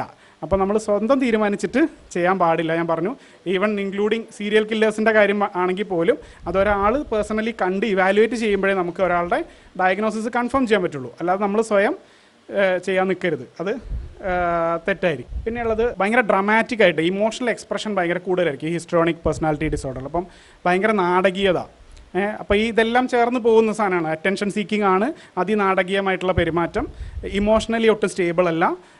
ഇതെല്ലാം നമുക്ക് ഇത്തരം ആൾക്കാരിൽ കാണാൻ പറ്റും. തിയേറ്ററിക്കൽ സ്പീച്ച്, വളരെ നാടകത്തിൽ സംസാരിക്കുന്ന പോലെയാണ് സംസാരിക്കുക, ഭയങ്കര കയറ്റിറക്കങ്ങളായിരിക്കും അല്ലേ. നാടകം പറയുമ്പോൾ ഇപ്പോൾ കലോത്സവം കഴിഞ്ഞതേ ഉള്ളൂ, നാടകത്തിൽ എന്താണ് ഒരു മൈക്ക് ഇങ്ങനെ തൂക്കിയിട്ടുണ്ടാവും അല്ലേ. എവിടെ നിൽക്കുന്ന ആളാണെങ്കിൽ ഈ ഒരു മൈക്കേ ഉള്ളൂ. അപ്പോൾ എന്താണ് സാധാരണ ഒരാൾ സംസാരിക്കുന്നതിൻ്റെ 10 ഇരട്ടി വോളിയത്തിൽ സംസാരിച്ചാലേ കേൾക്കുള്ളൂ അല്ലേ. അപ്പോൾ ആ ഒരു നാടകീയ സംസാരം, നാടകീയത എന്ന് പറഞ്ഞാൽ വോളിയം മാത്രമല്ല, അതിൻ്റെ ഇൻടോണേഷൻസ് ഭയങ്കര വ്യത്യാസമായിരിക്കും. ഇതൊക്കെയാണ് പൊതുവെ ഹിസ്ട്രോണിക് പേഴ്സണാലിറ്റി ഡിസോർഡർ എന്നുള്ളതിൽ വരാറുള്ള ഫീച്ചർ. ഇനിയാണ് നാർസിസ്റ്റിക്. ഇതും സോഷ്യൽ മീഡിയയിൽ ഇപ്പോൾ ഡിസ്കസ് ചെയ്യപ്പെടുന്ന ഒരു ഇതാണ്. നാർസിസ്റ്റിക് എന്ന് പറയുമ്പോൾ അതിൻ്റെ ഏറ്റവും പ്രധാന ഒരു ഫീച്ചർ ഗ്രാൻഡിയോസിറ്റിയാണ്. ഗ്രാൻഡിയോസിറ്റി എന്ന് വെച്ച് കഴിഞ്ഞാൽ ഞാൻ ഭയങ്കര ഒരു സംഭവമാണ് എന്നുള്ള ഒരു എക്സാജറേറ്റഡ് സെൻസ് ഓഫ് സെൽഫ്. ഞാൻ എന്നെപ്പറ്റി ചിന്തിക്കുമ്പോൾ ഞാൻ ഭയങ്കര ഒരു, മറ്റുള്ളവരൊക്കെ അങ്ങ് താഴെ, ഞാൻ മാത്രം ഒരു ഇതിൻ്റെ മുകളിൽ നിൽക്കുകയാണെന്നുള്ള രീതിയിൽ ആണ് സ്വയം ചിന്തിക്കുന്നത്. അപ്പോൾ അവർക്ക് എന്തുണ്ട്, ഞാൻ ഭയങ്കര ഗംഭീരമാണ് ചിന്തിക്കുന്ന ഒരാളെന്താ പറയുക, മറ്റുള്ളവരൊക്കെ എന്നെ അപ്രീഷിയേറ്റ് ചെയ്യണം കാരണം ഞാൻ ഇത്രയും ഗംഭീര ഒരാളല്ലേ എന്നാണ് അയാൾ ചിന്തിക്കുന്നത്. അപ്പോൾ അങ്ങനെയുള്ള ആൾക്കാർക്ക് മറ്റുള്ളവരോട് വലിയ അനുഭവമൊന്നും ഉണ്ടാവില്ല, എമ്പതി കുറവായിരിക്കും. പിന്നെ മാത്രമല്ല അവർ ഭയങ്കര സക്സസ്ഫുൾ ആവുന്നതും ഭയങ്കര റിച്ച് ആവുന്നതും ഒക്കെ അവരെപ്പോഴും ആ സ്വപ്നങ്ങൾ അവർക്ക് ഉണ്ടാവും. അതിൽ പല ആൾക്കാരും അത് ആയിട്ടുണ്ടാവുകയും ചെയ്യും കേട്ടോ, അത് വേറെ കാര്യം. ഓക്കെ, അപ്പോൾ ബന്ധങ്ങൾ അവർ ചിലപ്പോൾ ഭയങ്കരമായിട്ട് ദുരുപയോഗിക്കുന്ന രീതിയിൽ ചെയ്യാം. അതേപോലെ മറ്റുള്ളവരോട് ഭയങ്കര അസൂയ ഉണ്ടാവാം, ഭയങ്കര അരഗൻ്റ് ആയിരിക്കും ചിലപ്പോൾ. മറ്റുള്ളവരോട് പെരുമാറുന്നതിലൊക്കെ ഒരു അങ്ങനെ ഒരു എമ്പതറ്റിക് ആയിട്ടുള്ള പെരുമാറ്റമൊന്നും പ്രതീക്ഷിക്കാൻ പറ്റില്ല. പിന്നെ ചിലപ്പോൾ ഉള്ള അച്ചീവ്മെൻറ്റ്സിനെ ഭയങ്കര വീർപ്പിച്ച് കാണിക്കുന്നു. ചെറിയ കാര്യങ്ങളായിരിക്കും പക്ഷേ അതിനെ ഭയങ്കര പൊക്കി കാണിക്കുന്നു, കാരണം ഞാൻ ഭയങ്കര സംഭവമാണ് എന്നുള്ളത് ആൾക്കാരുടെ മുമ്പിൽ എസ്റ്റാബ്ലിഷ് ചെയ്യാനുള്ള ശ്രമമാണ്. മാത്രമല്ല സ്പെഷ്യൽ ട്രീറ്റ്മെൻറ്റ്, ഞാൻ നിങ്ങളുടെ ഇടയിലൊന്നും ഇരിക്കില്ല, ഞാൻ ടോപ്പ് ലെവൽ ആണ്, അതുകൊണ്ട് ഞാൻ അങ്ങനത്തെ ആൾക്കാരായിട്ട് മാത്രമേ ഇടപഴകാറുള്ളൂ എന്നുള്ള രീതിയായിരിക്കും ഇത്തരം ആൾക്കാരുടെ രീതി. ഓക്കെ, പിന്നെ മറ്റുള്ളവരുടെ ഫീലിങ്സിനൊന്നും വലിയ വില കൊടുക്കാറില്ല എന്നുള്ളതാണ് മറ്റൊരു ഇത്. നേരത്തെ പറഞ്ഞപ്പോൾ ബോർഡർ ലൈൻ്റെ ഇത് പറഞ്ഞപ്പോൾ ഒരു എക്സാമ്പിൾ ഞാൻ പറയാൻ വിട്ടുപോയി. നമ്മുടെ ജോണി ഡെപ്പ് എന്നുള്ള നടനെ അറിയാമല്ലോ, അദ്ദേഹത്തിൻ്റെ ഒരു കേസ് വിചാരണ യൂട്യൂബിലൊക്കെ വളരെയധികം വന്നായിരുന്നു. അപ്പോൾ അതിൽ അദ്ദേഹത്തിൻ്റെ ഭാര്യയായിരുന്ന ആംബർ ഹേർഡ് എന്ന് പറഞ്ഞ ആളെ ഈ പറഞ്ഞ ഒരു സൈക്യാട്രിസ്റ്റ് ആണെന്ന് തോന്നുന്നു വന്നിട്ട് ഡയഗ്നോസ് ചെയ്യുന്നുണ്ട്. ആ ഒരു ഡയഗ്നോസിസ് പറയുന്നതിനകത്ത് ബോർഡർ ലൈൻ പേഴ്സണാലിറ്റി ഡിസോർഡർ ഉണ്ട്. പക്ഷെ അത് അവർ ഡിനൈ ചെയ്യുന്നുണ്ട്. ഇത് സ്ത്രീകൾക്കാണ് ഡയഗ്നോസ് ചെയ്യുന്നത് കൂടുതൽ, പക്ഷേ അതിൽ ജെൻഡർ ബയാസ് ഉണ്ടാവാം എന്ന് പറയുന്നുണ്ട്. കാരണം പുരുഷന്മാരിൽ അത് അണ്ടർ ഡയഗ്നോസ് ചെയ്യുന്നത് കൊണ്ടായിരിക്കാം എന്നും പറയുന്നുണ്ട്. കാരണം ഈ സ്വഭാവങ്ങളൊക്കെ പുരുഷന്മാരും എക്സിബിറ്റ് ചെയ്യാവുന്നതേ ഉള്ളൂ. അപ്പോൾ കണക്കുകൾ പ്രകാരം സ്ത്രീകൾക്കാണ് കൂടുതൽ, പക്ഷേ അത് അങ്ങനെയാണോ എന്നുള്ളത് നമുക്ക് ഉറപ്പിച്ച് പറയാൻ പറ്റില്ല. അത് ഡയഗ്നോസ് ചെയ്യുന്നതിനകത്ത് ചിലപ്പോൾ ബയാസുകൾ ഉണ്ടാവും. ഇല്ല, ശരിക്കും ജയിലിൽ നമ്മൾ ചെക്ക് ചെയ്ത് കഴിഞ്ഞാൽ ഒരു പകുതിയുടെ അടുത്ത് ശതമാനം ആൻറ്റി സോഷ്യൽ പേഴ്സണാലിറ്റി ഡിസോർഡർ ഉള്ള ആൾക്കാരുണ്ടാവും. എസ്പെഷ്യലി റിമോഴ്സ് ഒന്നുമില്ല, അവർ ചെയ്തതിൽ അവർക്ക് പ്രശ്നം തോന്നുന്നില്ല, മറ്റുള്ളവരോട് പ്രത്യേകിച്ച് എമ്പതിയൊന്നുമില്ല, മറ്റുള്ളവരുടെ റൈറ്റ്സിന് പ്രത്യേകിച്ച് വിലയൊന്നുമില്ല എന്നുള്ളത്. അപ്പോൾ അത്തരം ആ ഡിസോർഡർ അത്യാവശ്യം ലോങ് ലാസ്റ്റിംഗ് ആണ്. അത് ഒരു കുറച്ച് 5 വർഷം ജയിലിൽ കിടന്നുകൊണ്ട് അത് പെട്ടെന്ന് മാറി നിർബന്ധമൊന്നുമില്ല. പറയാം, അത് ഞാൻ നേരത്തെ പറഞ്ഞ ഇല്ലായിരിക്കാം. അതെ, അത് നമുക്ക് പക്ഷേ നമ്മൾ അങ്ങനെ ഓരോ കേസ് എടുത്ത് പറയുന്നതിൽ അർത്ഥമില്ല. കാരണം ആ ആളെ ഇവാലുവേറ്റ് ചെയ്താലേ നമുക്ക് സോളിഡായിട്ട് പറയാൻ പറ്റുള്ളൂ. ജയിലിൽ സൈക്കോളജിസ്റ്റോ സൈക്കാട്രിസ്റ്റുകളൊക്കെ ഉണ്ട്, പക്ഷേ അത് എല്ലാവരെയും ഇവാലുവേറ്റ് ചെയ്യുന്നുണ്ടോ എന്നുള്ള കറക്റ്റ് സിസ്റ്റം എനിക്ക് അറിഞ്ഞുകൂടാ. എൻ്റെ ഒരു സുഹൃത്ത് ജയിലിൽ വർക്ക് ചെയ്തിരുന്നു ക്ലിനിക്കൽ സൈക്കോളജിസ്റ്റായിട്ട്. അതുണ്ട്, അതിനുള്ള സിസ്റ്റംസ് ഉണ്ട്. എല്ലാവരെയും ഡയഗ്നോസ് ചെയ്യുന്നുണ്ടോ എന്നുള്ളത് എനിക്ക് അറിഞ്ഞുകൂടാ. അവിടെയും ഈ ചോദ്യം വരും, യു ആർ ദ പ്രോബ്ലം എന്നുള്ള ചോദ്യം. അതായത് ഒരാളുടെ മാനസിക പ്രശ്നമാണെങ്കിൽ അയാളെ ജയിലിലിടാണോ വേണ്ടത് എന്നുള്ള ചോദ്യം കൂടെ ഉണ്ട് അല്ലേ. അപ്പോൾ ജയിലിലിടുന്നത് എന്തിനാണെന്നുള്ള ചോദ്യമുണ്ട്. ഇത് ഫിലോസഫിക്കൽ പ്രശ്നമായിട്ട് മാറും, ഡിബേറ്റ് ആയിട്ട് മാറും. ഇനിയുള്ളത് അവോയ്ഡൻറ്റ് പേഴ്സണാലിറ്റി എന്ന് പറയുമ്പോൾ പേര് പറയുന്ന പോലെ തന്നെ അവോയ്ഡ് ചെയ്യണം. എന്തിനാ അവോയ്ഡ് ചെയ്യുന്നത്? സോഷ്യൽ സിറ്റുവേഷൻസിനെയും മറ്റുള്ളവരായിട്ടുള്ള ഇൻട്രാക്ഷനെയൊക്കെ അവോയ്ഡ് ചെയ്യാണ്. അപ്പോൾ നേരത്തെ സ്കിസോയിഡ് എന്നുള്ളത് പറഞ്ഞപ്പോഴും എന്തുണ്ട്, അവർക്ക് താല്പര്യമില്ല ആൾക്കാരായിട്ട് ഇടപെടാമെന്ന് പറഞ്ഞു. പക്ഷേ ഇവിടെ താല്പര്യമില്ലാഞ്ഞിട്ടല്ല, അവർക്ക് ഭയങ്കര പേടിയാണ്. ഇടപെട്ട് കഴിഞ്ഞാൽ മറ്റുള്ളവർ എങ്ങനെ എടുക്കുന്നതെന്നുള്ളതും സോഷ്യൽ സിറ്റുവേഷൻസിനൊക്കെ ഭയങ്കര പേടിയായതുകൊണ്ട് അപ്പോൾ ഇത് സോഷ്യൽ ആങ്സൈറ്റി എന്നുള്ളതിൻ്റെ സിംറ്റംസ് ആയിട്ട് കണക്ട് ചെയ്തു വരും. പക്ഷേ ഇവിടെ പേഴ്സണാലിറ്റി ഡിസോർഡറാണ്. അപ്പോൾ അതായത് കുറേ കാലത്തേക്ക് അങ്ങനെ തന്നെ നിൽക്കുന്നുണ്ട്, ചെറുപ്പം മുതലേ അല്ലെങ്കിൽ അറ്റ്ലീസ്റ്റ് ഏർലി അഡൽട്ട്ഹുഡ് മുതലേ ആ ഫീച്ചേഴ്സ് കാണാൻ പറ്റും എന്നുള്ളതാണ് ഇവിടെ വ്യത്യാസമുള്ളത്. ഞാൻ അതിൻ്റെ ഡീറ്റെയിൽസിൽ ഈ വ്യത്യാസങ്ങൾ പിന്നെ കൂടുതൽ പറയാൻ നിൽക്കുന്നില്ല. പിന്നെ എന്താ ഉള്ളത്, ഇൻ്റർപേഴ്സണൽ കോൺടാക്റ്റ് വരുന്നത് മറ്റാൾക്കാരായിട്ട് ഇടപെടുന്ന ജോലികളൊന്നും അവർ പ്രിഫർ ചെയ്യില്ല. കാരണം ആൾക്കാരായിട്ട് ഇടപെടാൻ പേടിയാണ്. അപ്പോൾ ഒറ്റയ്ക്ക് ചെയ്യേണ്ട ജോലികളാണ് അങ്ങനെയുള്ളവർ പ്രിഫർ ചെയ്യുള്ളൂ. അത് അവർക്ക് താല്പര്യമില്ലാഞ്ഞിട്ടല്ല, അവർക്ക് പേടിയായതുകൊണ്ട് ആയിരിക്കും. അപ്പോൾ അല്ലെങ്കിൽ ഈ പേടി എന്താണ്, എന്നെ ആൾക്കാർക്ക് ഇഷ്ടപ്പെടുമോ, എന്നെ ജഡ്ജ് ചെയ്യുമോ എന്നൊക്കെയുള്ള പേടിയാണ്. അപ്പോൾ അവിടെ എന്താ പ്രശ്നം, അത് ഉറപ്പായിട്ടും എല്ലാവരും ഇഷ്ടപ്പെടും, പ്രശ്നമൊന്നും ഇല്ലയെന്ന് അത്രയും ഉറപ്പ് കിട്ടിയാൽ മാത്രമേ അങ്ങനത്തെ വേദികളിലേക്ക് അങ്ങനത്തെ സാഹചര്യത്തിലേക്ക് അവർ പോവുള്ളൂ, അല്ലെങ്കിൽ അവർ പേടിച്ച് മാറി നിൽക്കും. അപ്പം എന്താണ്, ഇപ്പോൾ ഒരു ജോലി പ്രൊമോഷൻ ഉണ്ട്, പക്ഷേ പ്രൊമോഷൻ എടുത്തു കഴിഞ്ഞ് കഴിഞ്ഞാൽ കൂടുതൽ ആൾക്കാരായിട്ട് ഇടപെടുന്ന പോസ്റ്റിലേക്കാണ് പോകുന്നതെങ്കിൽ വേണ്ട, ഞാൻ ഇവിടെ ഇരുന്നോളാം എന്ന് പറയും. അപ്പോൾ അത് ബെറ്റർ ആയിട്ടുള്ള അവസരങ്ങൾ കിട്ടിയാലും അത് വേണ്ടാന്ന് വെക്കുന്ന രീതി ഇവരിൽ കാണാൻ പറ്റും. ഓക്കെ, പിന്നെ അവർക്ക് ക്രിറ്റിസിസം റിജക്ഷനും ഒന്നും പറ്റില്ല. അതായത് എതിർപ്പ്, അവരെ എന്തെങ്കിലും ഒരു വിമർശിച്ച് പറഞ്ഞു കഴിഞ്ഞാൽ അവർക്ക് ഭയങ്കര പ്രശ്നമാവും. കാരണം അവരുടെ ഉള്ളിൽ ഓൾറെഡി സ്വയം വിമർശിച്ചുകൊണ്ടിരിക്കുകയാണ്, സ്വന്തം എന്താണ് മറ്റുള്ളവർ എങ്ങനെ എന്നെ പറ്റി ചിന്തിക്കുന്നതെന്നുള്ള ആദ്യം അവർക്കുണ്ട്. Then dependent personality. Dependent personality എന്ന് പറഞ്ഞു കഴിഞ്ഞാൽ എന്താണ്, ആ പേര് സൂചിപ്പിക്കുന്ന പോലെ എപ്പോഴും ഒരാളെ ഡിപ്പെൻഡ് ചെയ്തുകൊണ്ട് നിൽക്കുകയാണ്. അതായത് സ്വന്തമായിട്ട് തീരുമാനങ്ങൾ എടുക്കാൻ കഴിയില്ല. അപ്പോൾ ഏത് കോഴ്സ് ചെയ്യണം, ആ മറ്റേ ആൾ എടുക്കുന്ന കോഴ്സ് തന്നെ എടുക്കാം, അല്ലെങ്കിൽ അച്ഛൻ പറയൂ അല്ലെങ്കിൽ അമ്മ പറയൂ ആ കോഴ്സ് തന്നെ എടുത്തോളാം, എനിക്ക് സ്വന്തമായിട്ട് അഭിപ്രായം ഇല്ല, തീരുമാനം ഇല്ല എന്നുള്ള രീതിയിൽ ഒരാളെ കംപ്ലീറ്റ്ലി ഡിപ്പെൻഡ് ചെയ്ത്. അപ്പോൾ അവിടെ എന്തുകൊണ്ട്, ആ ആൾ പോയി കഴിഞ്ഞാൽ പ്രശ്നമാവും. കാരണം അയാളുടെ ഡിപ്പെൻഡ് ചെയ്തിട്ടാണ് ഞാൻ ഫുള്ളായിട്ട് നിൽക്കുന്നത്. അത് എന്താവാം, പാരൻസ് ആവാം, അല്ലെങ്കിൽ സിബ്ലിങ്സ് ആവാം, അല്ലെങ്കിൽ പാർട്ട്നേഴ്സ് ആവാം, ഫ്രണ്ട്സ് ആവാം, ആരെങ്കിലും ഒരാളെ ഡിപ്പെൻഡ് ചെയ്തിട്ടാണ് ഫുൾ ടൈം നിൽക്കുന്നത്. അപ്പോൾ അങ്ങനെയുള്ള ഒരാൾ എന്താണ്, ഭയങ്കര ക്ലിങ്ങി ബിഹേവിയർ കാണിക്കും. ആ ആളുടെ കൂടെ തന്നെ വേണം എപ്പോഴും. ആൾ പോയി കഴിഞ്ഞാൽ കുറച്ച് നേരത്തേക്ക് മാറിയാൽ തന്നെ ഭയങ്കര ബുദ്ധിമുട്ട് എന്നുള്ള രീതിയിലുള്ള പെരുമാറ്റം കാണിക്കും. ഒരു ബന്ധം എന്തെങ്കിലും കാരണം കൊണ്ട് നഷ്ടപ്പെട്ട് കഴിഞ്ഞാൽ ഭയങ്കര ഡിസ്ട്രസ്സിലായിരിക്കും. ഉടനെ തന്നെ വേറൊരു ബന്ധം, അതേപോലെ ക്ലിങ് ചെയ്യാൻ പറ്റുന്ന വേറൊരു ബന്ധം അന്വേഷിച്ച് നടക്കുകയും ചെയ്യും. ഒറ്റയ്ക്ക് ഇരിക്കാൻ അവർക്ക് ഭയങ്കര പേടിയായിരിക്കും. അപ്പോൾ ആ ഒരു ഇതിന് വേണ്ടിയിട്ട്, അതായത് ആരെങ്കിലും ഡിപ്പെൻഡ് ചെയ്യണം എന്നുള്ളൊരു ആഗ്രഹമുള്ളതുകൊണ്ട് തന്നെ അത് കിട്ടാൻ വേണ്ടി അവർ പരമാവധി ശ്രമിക്കും. അപ്പോൾ ആ ഒരു ബന്ധത്തിൽ അൺഹെൽത്തി ആയിട്ട് നിൽക്കും. നമ്മൾ ഈ ടോക്സിക് ആയിട്ടുള്ള ബന്ധങ്ങളെക്കുറിച്ച് പറയുമ്പോൾ എന്താണ്, മിക്കവാറും പറയുന്നതിൽ പ്രശ്നം ഉണ്ടാക്കുന്ന ആളെ പറ്റിയാണ്. പക്ഷെ മറ്റേ ആൾ എന്തുകൊണ്ട് അവിടെ നിൽക്കുന്നു എന്നുള്ളതിന് ഈ പറഞ്ഞ പോലെ റീസൺസ് ഉണ്ടാവാം. അതായത് മോശമാണിത്, മറ്റേ ആൾ ഉപദ്രവിക്കുന്നുണ്ടെന്ന്, ഈവൻ ഫിസിക്കലി ഉപദ്രവിക്കുന്ന പോലും ഉണ്ടായിട്ടും അവിടെ എന്തുകൊണ്ട് ഒരാൾ നിൽക്കുന്നു എന്നുള്ളത് മറ്റുള്ളവർ ചുറ്റും നിന്ന് പറയുന്നുണ്ടാവും. നിനക്കെന്താ ഇത് മനസ്സിലാവുന്നില്ലേ, ഇത് ഇത്രയും പ്രശ്നമാണ്, നീ അത് വേണ്ടെന്ന് വെക്കിയെന്ന് പറഞ്ഞു കഴിഞ്ഞാലും ഒരാൾ ഉപേക്ഷിക്കുന്നില്ലെങ്കിൽ അയാളുടെ വേരിയബിൾസ് എന്താണെന്ന് നമ്മൾ അന്വേഷിക്കേണ്ടതുണ്ട്. അതിൽ പേഴ്സണാലിറ്റി ഫാക്ടേഴ്സ് ഉണ്ടാവാം, അല്ലാത്ത കാര്യങ്ങളും ഉണ്ടാവാം എന്നുള്ളത്, ഇമോഷണൽ ആയിട്ടുള്ള കാര്യങ്ങളും ഉണ്ടാവാം. ദെൻ ലാസ്റ്റ് വൺ ആണ് OCPD. ഇപ്പോൾ OCD എന്നുള്ളത് നിങ്ങൾ കേട്ടിട്ടുണ്ടാവും അല്ലേ? OCD എന്നുള്ളത് പല ആൾക്കാരും ഇപ്പോൾ അങ്ങോട്ടും ഇങ്ങോട്ടൊക്കെ ചൂണ്ടുന്നുണ്ട്. എന്താണ്, ചില ആൾക്കാർക്ക് ഇങ്ങനെ നിർബന്ധങ്ങൾ ഉണ്ടാവും അല്ലേ? ഇപ്പോൾ റൂം വൃത്തിയായിട്ടിരിക്കണം, എവിടെ ഒരു പൊടി കാണാൻ പാടില്ല, അല്ലെങ്കിൽ ഈ ബുക്കുകൾ ഇങ്ങനെ അടുക്കി വെക്കണം, അല്ലെങ്കിൽ ഇന്ന സാധനങ്ങൾ മേശപ്പുറത്ത് ഇന്ന സാധനങ്ങളെ കാണാൻ പാടുള്ളൂ, അത് ഇന്ന സൈഡിലേക്ക് തിരിഞ്ഞിരിക്കണം അല്ലേ? ഇങ്ങനെയുള്ള ആൾക്കാരെയാണ് നമ്മൾ അങ്ങോട്ടും ഇങ്ങോട്ടൊക്കെ ചൂണ്ടുന്നുണ്ട്. ശരി, അപ്പോൾ എന്താണ്, ഇത് സാധാരണ OCD ആണെന്നാണ് നമ്മൾ സാധാരണ പറയുക. പക്ഷേ OCDയും OCPDയും വ്യത്യാസമുണ്ട്. എന്താ പ്രധാന വ്യത്യാസം എന്ന് വെച്ചാൽ, OCD എന്ന് പറഞ്ഞാൽ ഒരാളത് ആഗ്രഹിച്ചിട്ട് ചെയ്യുന്നതല്ല, അങ്ങനെ ഒരു ചിന്ത അങ്ങ് വരികയാണ് മനസ്സിൽ. ആ ചിന്ത വന്നു കഴിഞ്ഞാൽ, ഇപ്പോൾ ഏറ്റവും കോമൺ ആയിട്ട് ക്ലീനിങ്ങിൻ്റെ കാര്യം പറയാം. അപ്പോൾ കൈ വൃത്തിയല്ല എന്നൊരു തോട്ട് വരികയാണ്. അപ്പോൾ കൈ വൃത്തിയാവണമെങ്കിൽ എന്ത് വേണം, ഭയങ്കര വിഗറസ് ആയിട്ട് കഴുകണം, വീണ്ടും വീണ്ടും കഴുകണം. അതാണ് compulsive behaviour. OC, obsessive thought, compulsive behaviour, ഇതാണ് അതിനകത്ത് വരുന്നത്. അപ്പോൾ ആ ഒബ്സസീവ് തോട്ട് വന്നു കഴിഞ്ഞാൽ പിന്നെ എന്ത് ചെയ്യാൻ പറ്റില്ല, ആ കമ്പൾസീവ് ബിഹേവിയർ ചെയ്യാണ്ടിരിക്കാൻ പറ്റില്ല. കാരണം ഇത് ചെയ്താലേ ഓക്കെ ആവുള്ളൂ എന്നുള്ള ചിന്തയാണ്. അവർക്ക് ഈ സാധനം ചെയ്യാൻ പ്രിഫർ ചെയ്യുന്നില്ല, അവർ ആഗ്രഹിച്ചിട്ട് വരുന്നില്ല, ഇതങ്ങ് മനസ്സിൽ വന്നു പോകുന്നതാണ്. വന്നു കഴിഞ്ഞാൽ ഇത് മാറ്റിയെടുക്കാതെ നിവൃത്തിയില്ലല്ലോ എന്ന് വിചാരിച്ചിട്ട് ചെയ്യുന്നതാണ്. OCPD അങ്ങനെയല്ല, അവരത് പ്രിഫർ ചെയ്യുന്നുണ്ട്. എനിക്കിങ്ങനെ ഇരിക്കണം എന്നാണ് എൻ്റെ താല്പര്യം എന്നാണ്. മിക്കവാറും എന്താണ്, നമ്മൾ അങ്ങനെ താല്പര്യപ്പെടുന്ന ആൾക്കാരാണ് OCD എന്ന് പറയുക. അത് ആക്ച്വലി OCPD ആവാനാണ് ചാൻസ് കൂടുതൽ. പിന്നെ നേരത്തെ പറഞ്ഞു എന്താണ്, ഇതെല്ലാം ഇന്നതാണ്, ഈ ഡിസോർഡർ ആണ് അല്ലെങ്കിൽ അല്ല എന്ന് മാത്രമല്ല, ട്രെയ്റ്റ്സ് എന്ന് പറയും. അതായത് OCPD ട്രെയ്റ്റ്സ് കുറച്ച് അതിൻ്റെ രീതികളുണ്ട്, എന്നാൽ ഫുൾ ഓൺ ആ ഡയഗ്നോസിസ് ചെയ്യാൻ പാകത്തിന് തീവ്രത ഇല്ലതാനും അങ്ങനെയുള്ളതും ഉണ്ടാവും അല്ലേ? നമുക്കൊക്കെ അതിൽ ആ ട്രെയ്റ്റ്സ് ഉണ്ടാവും. ആരും അങ്ങനെ എന്താണ് ബ്ലാങ്ക് പേജ് അല്ല, നമുക്കൊക്കെ ഇതിൻ്റെ ഫീച്ചേഴ്സ് ചിലപ്പോൾ കാണാൻ പറ്റും, പക്ഷെ അത് വളരെ മൈൽഡ് ഫോമിലായിരിക്കും. അങ്ങനെ ആകുമ്പോൾ നമുക്കത് മാനേജ് ചെയ്ത് പോകാൻ പറ്റും. ഡിസോർഡർ ആകുമ്പോൾ എന്താണെന്ന് വെച്ച് കഴിഞ്ഞാൽ അത് എല്ലാ മേഖലകളിലും, നമ്മുടെ ജോലിയിലോ നമ്മുടെ പഠിത്തത്തിലോ നമ്മുടെ ഫാമിലി ലൈഫിലോ എല്ലാത്തിലും നമ്മളത് അഫക്റ്റ് ചെയ്യുന്ന ലെവലിലേക്ക് വരും. OCPD ആൾക്കാരുടെ പ്രത്യേകത എന്താണ്, preoccupation with orderliness, perfectionism and control. അതായത് ഇത് ഇങ്ങനെ ആയിരിക്കണം എന്നുള്ള ഭയങ്കര നിർബന്ധങ്ങളാണ്. അതേപോലെ പെർഫെക്ഷനിസമാണ്, ഇത് കറക്റ്റ് ഇങ്ങനെ ചെയ്താലേ പറ്റുള്ളൂ. അതായത് അവരെ സംബന്ധിച്ച് എല്ലാം ഇങ്ങനെ കറക്റ്റ് ആയിരിക്കണം, കണക്ക് കൃത്യമായിരിക്കണം എന്നൊക്കെയുള്ള ഇതിലാണ്. അപ്പോൾ അവർക്കെന്താ വെച്ച് കഴിഞ്ഞാൽ ഒരു കാര്യം ചെയ്യുന്നത് അപ്പോൾ ഒരു സ്പെൻഡ് ചെയ്യണമെങ്കിൽ, ഇപ്പോൾ എത്ര രൂപ സ്പെൻഡ് ചെയ്യണമെങ്കിൽ അതിന് വെർത്തായിട്ടുള്ള സാധനം ഉണ്ടോ, അത് ബോധ്യപ്പെട്ടിട്ട് അതിനൊരു ഒരു കണക്ക് വേണം. അത് ബോധ്യപ്പെട്ടാലേ ചെയ്യുള്ളൂ, അല്ലെങ്കിൽ ചെയ്യില്ല എന്നാണ്. അപ്പോൾ അത് പിശുക്കല്ല, ശരിക്ക് അവരുടെ കണക്കനുസരിച്ച് ശരിയാവുന്നില്ല എന്നുള്ളതാണ് യഥാർത്ഥ കാരണം. പിശുക്കായിട്ട് നമുക്ക് മറ്റുള്ളവർക്ക് ഫീൽ ചെയ്യും. കാരണം എന്താ, ഇപ്പോൾ ഒരു പാർട്ട്ണറെ സംബന്ധിച്ച് എന്താണ്, ഒരു കാര്യത്തിന് സ്പെൻഡ് ചെയ്യാൻ പറ്റുന്നില്ല, കാരണം ഇയാൾ ഇത് കണക്ക് പറഞ്ഞുകൊണ്ടിരിക്കുകയാണ്, ഇത് ഇന്ന സാധനം ഇത്ര രൂപയ്ക്ക് കിട്ടും, പിന്നെ എന്തിനാണ് മറ്റത് ചെയ്യുന്നത്. അത് നേരത്തെ പറഞ്ഞ ഇമ്പൾസിവിറ്റി, ഇപ്പോൾ ബോർഡർ ലൈൻ പേഴ്സണാലിറ്റിയിലൊക്കെ ഇമ്പൾസീവായിട്ട് സ്പെൻഡ് ചെയ്യുന്ന സ്വഭാവമുണ്ട്.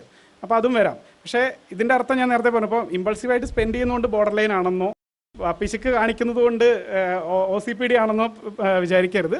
മറ്റ് ഫീച്ചേഴ്സൊക്കെ ഉണ്ടാവണം, അത് ഡിസ്ട്രസ് ഉണ്ടാവുന്ന ലെവലിലും ഉണ്ടാവണം. ഓക്കെ, ഫാമിലിയുടെ പിന്നെ ഫിനാൻഷ്യൽ സേഫ്റ്റിക്ക് വേണ്ടിയിട്ട് ഒരാൾ പ്ലാൻ ചെയ്തിട്ട് പറയുന്നത് OCPD ആയിട്ട് എടുക്കണം എന്നില്ല. ഓക്കെ, അപ്പോൾ ഇങ്ങനെയുള്ള ആൾക്കാർ ജോലിയിൽ ഭയങ്കര കൃത്യത പാലിക്കും, പക്ഷേ അവർ എടുക്കുന്ന എഫേർട്ട് അനുസരിച്ചുള്ള റിസൾട്ട് കാണില്ല. കാരണം എന്താണെന്ന് വെച്ച് കഴിഞ്ഞാൽ കുറേ നേരം ഇരുന്ന് വർക്ക് ചെയ്യുന്ന ചിലപ്പോൾ എന്തായിരിക്കും, അതിൻ്റെ ഒരു ചെറിയ മൈന്യൂട്ട് കാര്യം ശരിയാക്കാൻ വേണ്ടിയിട്ട് ഓവർ ടൈം വർക്ക് ചെയ്യും. അതായിരിക്കില്ല ചിലപ്പോൾ വേണ്ടിയത്. അപ്പോൾ അവിടെ എന്താണ് ആവശ്യം എന്നുള്ളത് നോക്കിയിട്ടായിരിക്കില്ല, അവർക്ക് ഇത് പെർഫെക്റ്റ് ആയിരിക്കണം. ഒരു സാധനം പോലും എവിടെ ഒരു കുത്തും കോമയും പോലും മാറരുത് എന്നുള്ളതാണ് ഞാൻ തുടക്കത്തിൽ ചോദിച്ച ചോദ്യത്തിൽ ഇതായിരുന്നു. ഒരാൾ ഭയങ്കര മൈക്രോ മാനേജ് ചെയ്യുന്ന പലപ്പോഴും ഇതിൻ്റെ ഒരു ഫീച്ചർ ആയിരിക്കാം. കാരണം അവർക്ക് ഇങ്ങനെ കണ്ടാലേ ശരിയാവുള്ളൂ എന്നുള്ളൊരു പ്രശ്നം അവിടെ ഉണ്ട് എന്നുള്ളതാണ്. ഇതിനൊരു എക്സാമ്പിൾ ഞാൻ പറയാം. അപ്പോൾ ഇത് കുറേ ഫീച്ചേഴ്സ് പറഞ്ഞു, 10 എണ്ണത്തിൻ്റെ എക്സാമ്പിൾ പറയാൻ നിവർത്തിയില്ല, ഒരെണ്ണത്തിൻ്റെ എക്സാമ്പിൾ പറയാം. അപ്പോൾ 42 വയസ്സുള്ള ഒരു ആർക്കിടെക്റ്റാണ്. അപ്പോൾ ഇയാളുടെ പ്രശ്നം വെച്ച് കഴിഞ്ഞാൽ ഇയാൾക്ക് ജോലിയിലും പ്രശ്നമുണ്ട്, വീട്ടിലും പ്രശ്നമുണ്ട്. അപ്പോൾ ഇയാളുടെ സീനിയർ ആർക്കിടെക്റ്റാണ്. അപ്പോൾ ഇയാളുടെ കീഴിൽ ആൾക്കാരുണ്ട്, പക്ഷേ ഒരു 6 മാസത്തിനിടയ്ക്ക് 3 ജൂനിയേഴ്സ് റിസൈൻ ചെയ്തിട്ട് പോയി. കാരണം ഇയാളുടെ ഈ പറഞ്ഞ ഓവർ കൺട്രോളിങ് നേച്ചർ കാരണം. അതേപോലെ ഭാര്യ ആണെങ്കിലും ഇപ്പോൾ ഇയാൾക്ക് തെറാപ്പി സ്വീകരിക്കാൻ താല്പര്യമില്ല. കാരണം ഞാൻ പറയുന്ന പോയിന്റ് അല്ലേ, കറക്റ്റ് അല്ലേ, ഇത് ഇങ്ങനെ ആയിരിക്കണ്ടേ എന്നാണ് അയാൾ ചോദിക്കുക. അപ്പോൾ ഭാര്യ പറഞ്ഞു ഇങ്ങനെയാണെങ്കിൽ ഞാൻ ഉപേക്ഷിച്ചിട്ട് പോകുമെന്ന് പറഞ്ഞതുകൊണ്ട് മാത്രം ആണ് അയാൾ എന്ത് ചെയ്യുന്നത്, തെറാപ്പിക്ക് വരുന്നത്. ഞാൻ തുടക്കത്തിൽ പറഞ്ഞു എന്താണ്, യു ആർ ദ പ്രോബ്ലം, നിങ്ങൾക്ക് എന്താ അത് മനസ്സിലാവാത്തത്, ഇത് കറക്റ്റ് ഓർഡറിൽ വെക്കണ്ടേ എന്നാണ് അയാൾ പറയുന്നത്. മറ്റേ ആൾ പറയുന്നത് നിങ്ങൾക്ക് തലയ്ക്ക് പ്രശ്നമാണെന്ന് പറയും അല്ലേ. അപ്പോൾ എന്താ, ഇയാൾ 14 മണിക്കൂർ ജോലി ചെയ്യുന്നു. എന്താ ചെയ്യുന്നത്, ഈ പറഞ്ഞ പോലെ കുത്തും കോമയും ഇതാക്കാണ്. ഒരാൾ ഓൾറെഡി ചെയ്ത വർക്കിൻ്റെ മുകളിൽ അത് വീണ്ടും അരിച്ച് പറക്കി വെരിഫൈ ചെയ്യാണ്. ഫോണ്ട് സൈസ് മാറിപ്പോയോ, ഇതെല്ലാം പ്രശ്നം. ഫോണ്ട് സൈസ് മാറിപ്പോയോ എന്നുള്ളത് ചെക്ക് ചെയ്യുന്ന കുഴപ്പമില്ല, പക്ഷെ ആ പ്രശ്നം കൊണ്ട് റിപ്പോർട്ട് വെക്കേണ്ട സമയത്ത് വെക്കാൻ പറ്റാതെ ആയി പോകുന്നുണ്ടെങ്കിൽ അവിടെയാണ് പ്രശ്നം. മിസ്സുമാർ പറയാറുണ്ടോ? പറയാറുണ്ടല്ലേ. അത് ഞാൻ പറഞ്ഞല്ലോ, എല്ലാ OCPD ആയിട്ട് എടുക്കണ്ട. ഇനി അത് മിസ്സിന് OCPD ആണെന്നും പറഞ്ഞുകൊണ്ട് ചെല്ലണ്ട കേട്ടോ. നമ്മൾ അക്കാഡമിക്കലി ഇത് വെക്കുമ്പം എന്ത് വേണം, ഞാനും പഠിപ്പിച്ചിരുന്ന ആയതുകൊണ്ടേ. ഓക്കെ, സോ ഞാൻ പറഞ്ഞല്ലോ, ഇത് ഒരു സ്പെസിഫിക് ഫീച്ചർ വെച്ചിട്ട് നമ്മൾ ഇന്ന ഡയഗ്നോസിസ് ആണെന്ന് പറയരുത്. ഇയാളെ സംബന്ധിച്ച് എന്താണ്, ഇപ്പോൾ 3D മോഡൽ ആർക്കിടെക്റ്റ് ആണല്ലോ. അപ്പോൾ 3D മോഡൽ ഉണ്ടാക്കുമ്പോൾ അതിലെ ഒരു സൈഡിൽ ആ ഗ്രേയുടെ ഷെയ്ഡ് കറക്റ്റ് അല്ല, അത് ഒരു ഷെയ്ഡ് ഇങ്ങോട്ട് മാറണം എന്ന് പറഞ്ഞിട്ട് ഇരിക്കുകയാണ്, മണിക്കൂറുകൾ അതിൻ്റെ പുറത്ത് ഇരിക്കുകയാണ്. അപ്പോൾ അങ്ങനെ നമ്മളിതെല്ലാം ശ്രദ്ധിക്കുന്നത് തെറ്റില്ല, പക്ഷേ അതിൽ അനാവശ്യമായ കാര്യത്തിന് ഒരുപാട് സമയം എടുത്തിട്ട് അവസാനം കാര്യം നടക്കാതെ വരുന്നു. അപ്പോൾ അവിടെ വർക്കിൽ പ്രശ്നമുണ്ട്. ഓക്കെ, അപ്പോൾ നമ്മൾ ചില കാര്യങ്ങൾ ഇങ്ങനെ ഇതായി പോയേക്കാം. അപ്പോൾ നമ്മൾ വീട് വൃത്തിയാക്കുമ്പോൾ പഴയ ആൽബം കണ്ടു, അപ്പോൾ കുറേ നേരം അത് നോക്കിയിരുന്നു, അത് OCPD ആണെന്ന് വിചാരിക്കരുത്. ഓക്കെ, അപ്പോൾ അയാൾക്ക് 15 വർഷമായിട്ടുള്ളൊരു കാറുണ്ട്, പക്ഷേ അയാൾ പുതിയ കാർ മേടിക്കാൻ തയ്യാറല്ല. അയാൾ സീനിയർ ആർക്കിടെക്റ്റ് ആണ്, അയാൾക്ക് പൈസ ഇല്ലാത്ത പ്രശ്നമല്ല. പക്ഷേ എന്താ പ്രശ്നം, ഇത് ഓടുന്നുണ്ടല്ലോ, വേറൊരെണ്ണം ഇത്രയും ലക്ഷം കൊടുത്ത് മേടിക്കുന്നതിൽ യാതൊരു അർത്ഥവും ഇല്ല എന്നാണ്. അപ്പോൾ അവിടെ അത് എന്തായിട്ടാണ് എടുക്കുന്നത്, അയാൾ പിന്നെ ഒരു ഭയങ്കര പിശുക്കനായിട്ടുള്ള രീതിയാണ് ഫീൽ ചെയ്യുന്നത്. പക്ഷേ അയാളെ സംബന്ധിച്ച് ഇത് കണക്ക് മാച്ച് ആവുന്നില്ല. ഇത്രയും രൂപ സ്പെൻഡ് ചെയ്യണമെങ്കിൽ അതനുസരിച്ചുള്ള ഗുണം വേണം, ആകെ ഇത്രേ ഓടുന്നുള്ളൂ എന്നൊക്കെ പറഞ്ഞൊരു കൃത്യം ഒരു റീസണിങ് അയാൾ പറഞ്ഞു തരും. ആ റീസണിങ് ചിലപ്പോൾ കറക്റ്റും ആയിരിക്കും കേട്ടോ. അതായത് അപ്പോൾ അയാൾ പറഞ്ഞു തരുന്നത് എന്തായിരിക്കും, അടുത്ത 5 വർഷത്തേക്ക് ഇതിന് മെയിൻ്റനൻസിന് എത്ര രൂപ വരും, ഇത് റിന്യൂ ചെയ്യണമെങ്കിൽ എത്ര രൂപ വരും, 15 വർഷമാകുമ്പോൾ ടെസ്റ്റ് ചെയ്യാൻ എത്ര രൂപ വരും, ഇതെല്ലാം അയാൾ കണക്ക് വെച്ച് പറയും. അപ്പോൾ പുതിയ കാർ മേടിക്കുകയാണെങ്കിൽ എത്ര ചിലവ് വരും, ഇത് കണ്ടിന്യൂ ചെയ്യുകയാണെങ്കിൽ എത്ര ചിലവ് വരും എന്ന് കൃത്യം കണക്ക് വെച്ച് പറഞ്ഞു തരും. അപ്പോൾ ശരിയായോ എന്ന് ചോദിക്കും. അപ്പോൾ നമ്മളും കുടുങ്ങും. മനസ്സിലായില്ലേ? അതുകൊണ്ട് പോയിന്റ് ഇല്ല എന്നല്ല, പോയിൻ്റൊക്കെ കൃത്യം വെച്ച് പറയും, പക്ഷെ അത് സാഹചര്യത്തിന് യോജിക്കുന്ന രീതിയിലാവണം എന്നില്ല. അത് ഭയങ്കര ബുദ്ധിമുട്ടുണ്ടാക്കുന്ന രീതിയിൽ അവനവനും ചുറ്റുമുള്ള ആൾക്കാർക്കും ബുദ്ധിമുട്ടുണ്ടാക്കുന്ന രീതിയിലായിരിക്കും ഇത് വരുന്നത്. അതേപോലെ വീട്ടിൽ അയാൾ പറയുന്നത്, ഒരു എക്സാമ്പിൾ പറയുകയാണെങ്കിൽ എന്താണ്, വീട്ടിലെ സാധനങ്ങളെല്ലാം ആൽഫബറ്റിക് ഓർഡറിൽ അടുക്കി വെക്കണം. അപ്പോൾ ക്യുമിൻ എന്നുള്ളത് കാടമത്തിൻ്റെ മുമ്പ് വന്നു കഴിഞ്ഞാൽ പ്രശ്നമാണ്, കാരണം CU ആണല്ലോ. അത് പറ്റില്ല, അത് ഇങ്ങനെ തന്നെ വെക്കണം എന്ന് പറയും. അപ്പോൾ അങ്ങനെ വരുമ്പോൾ അയാൾ ബഹളം വെക്കില്ല, പക്ഷെ അയാൾക്കത് ഭയങ്കര ബുദ്ധിമുട്ടാണ്. അതുകൊണ്ട് തന്നെ അയാൾ ചിലപ്പോൾ കുറച്ച് ദിവസം മിണ്ടാതെ നടക്കും. ഈ ഓർഡർ ശരിയായില്ല എന്ന് പറഞ്ഞിട്ട് അല്ലേ. പലപ്പോഴും നിങ്ങൾ കേട്ടിട്ടുണ്ടാവും, ഇങ്ങനെ ന്യൂസിൽ ചിലപ്പോൾ കാണാൻ എന്താണ്, അല്ലെങ്കിൽ നിങ്ങൾ എവിടെയെങ്കിലും അറിയാം, നിസ്സാര കാര്യത്തിന് ഡിവോഴ്സായി എന്നുള്ള രീതിയിൽ. അത് ചിലപ്പോൾ ഇതായിരിക്കാം, നമുക്കറിയില്ല.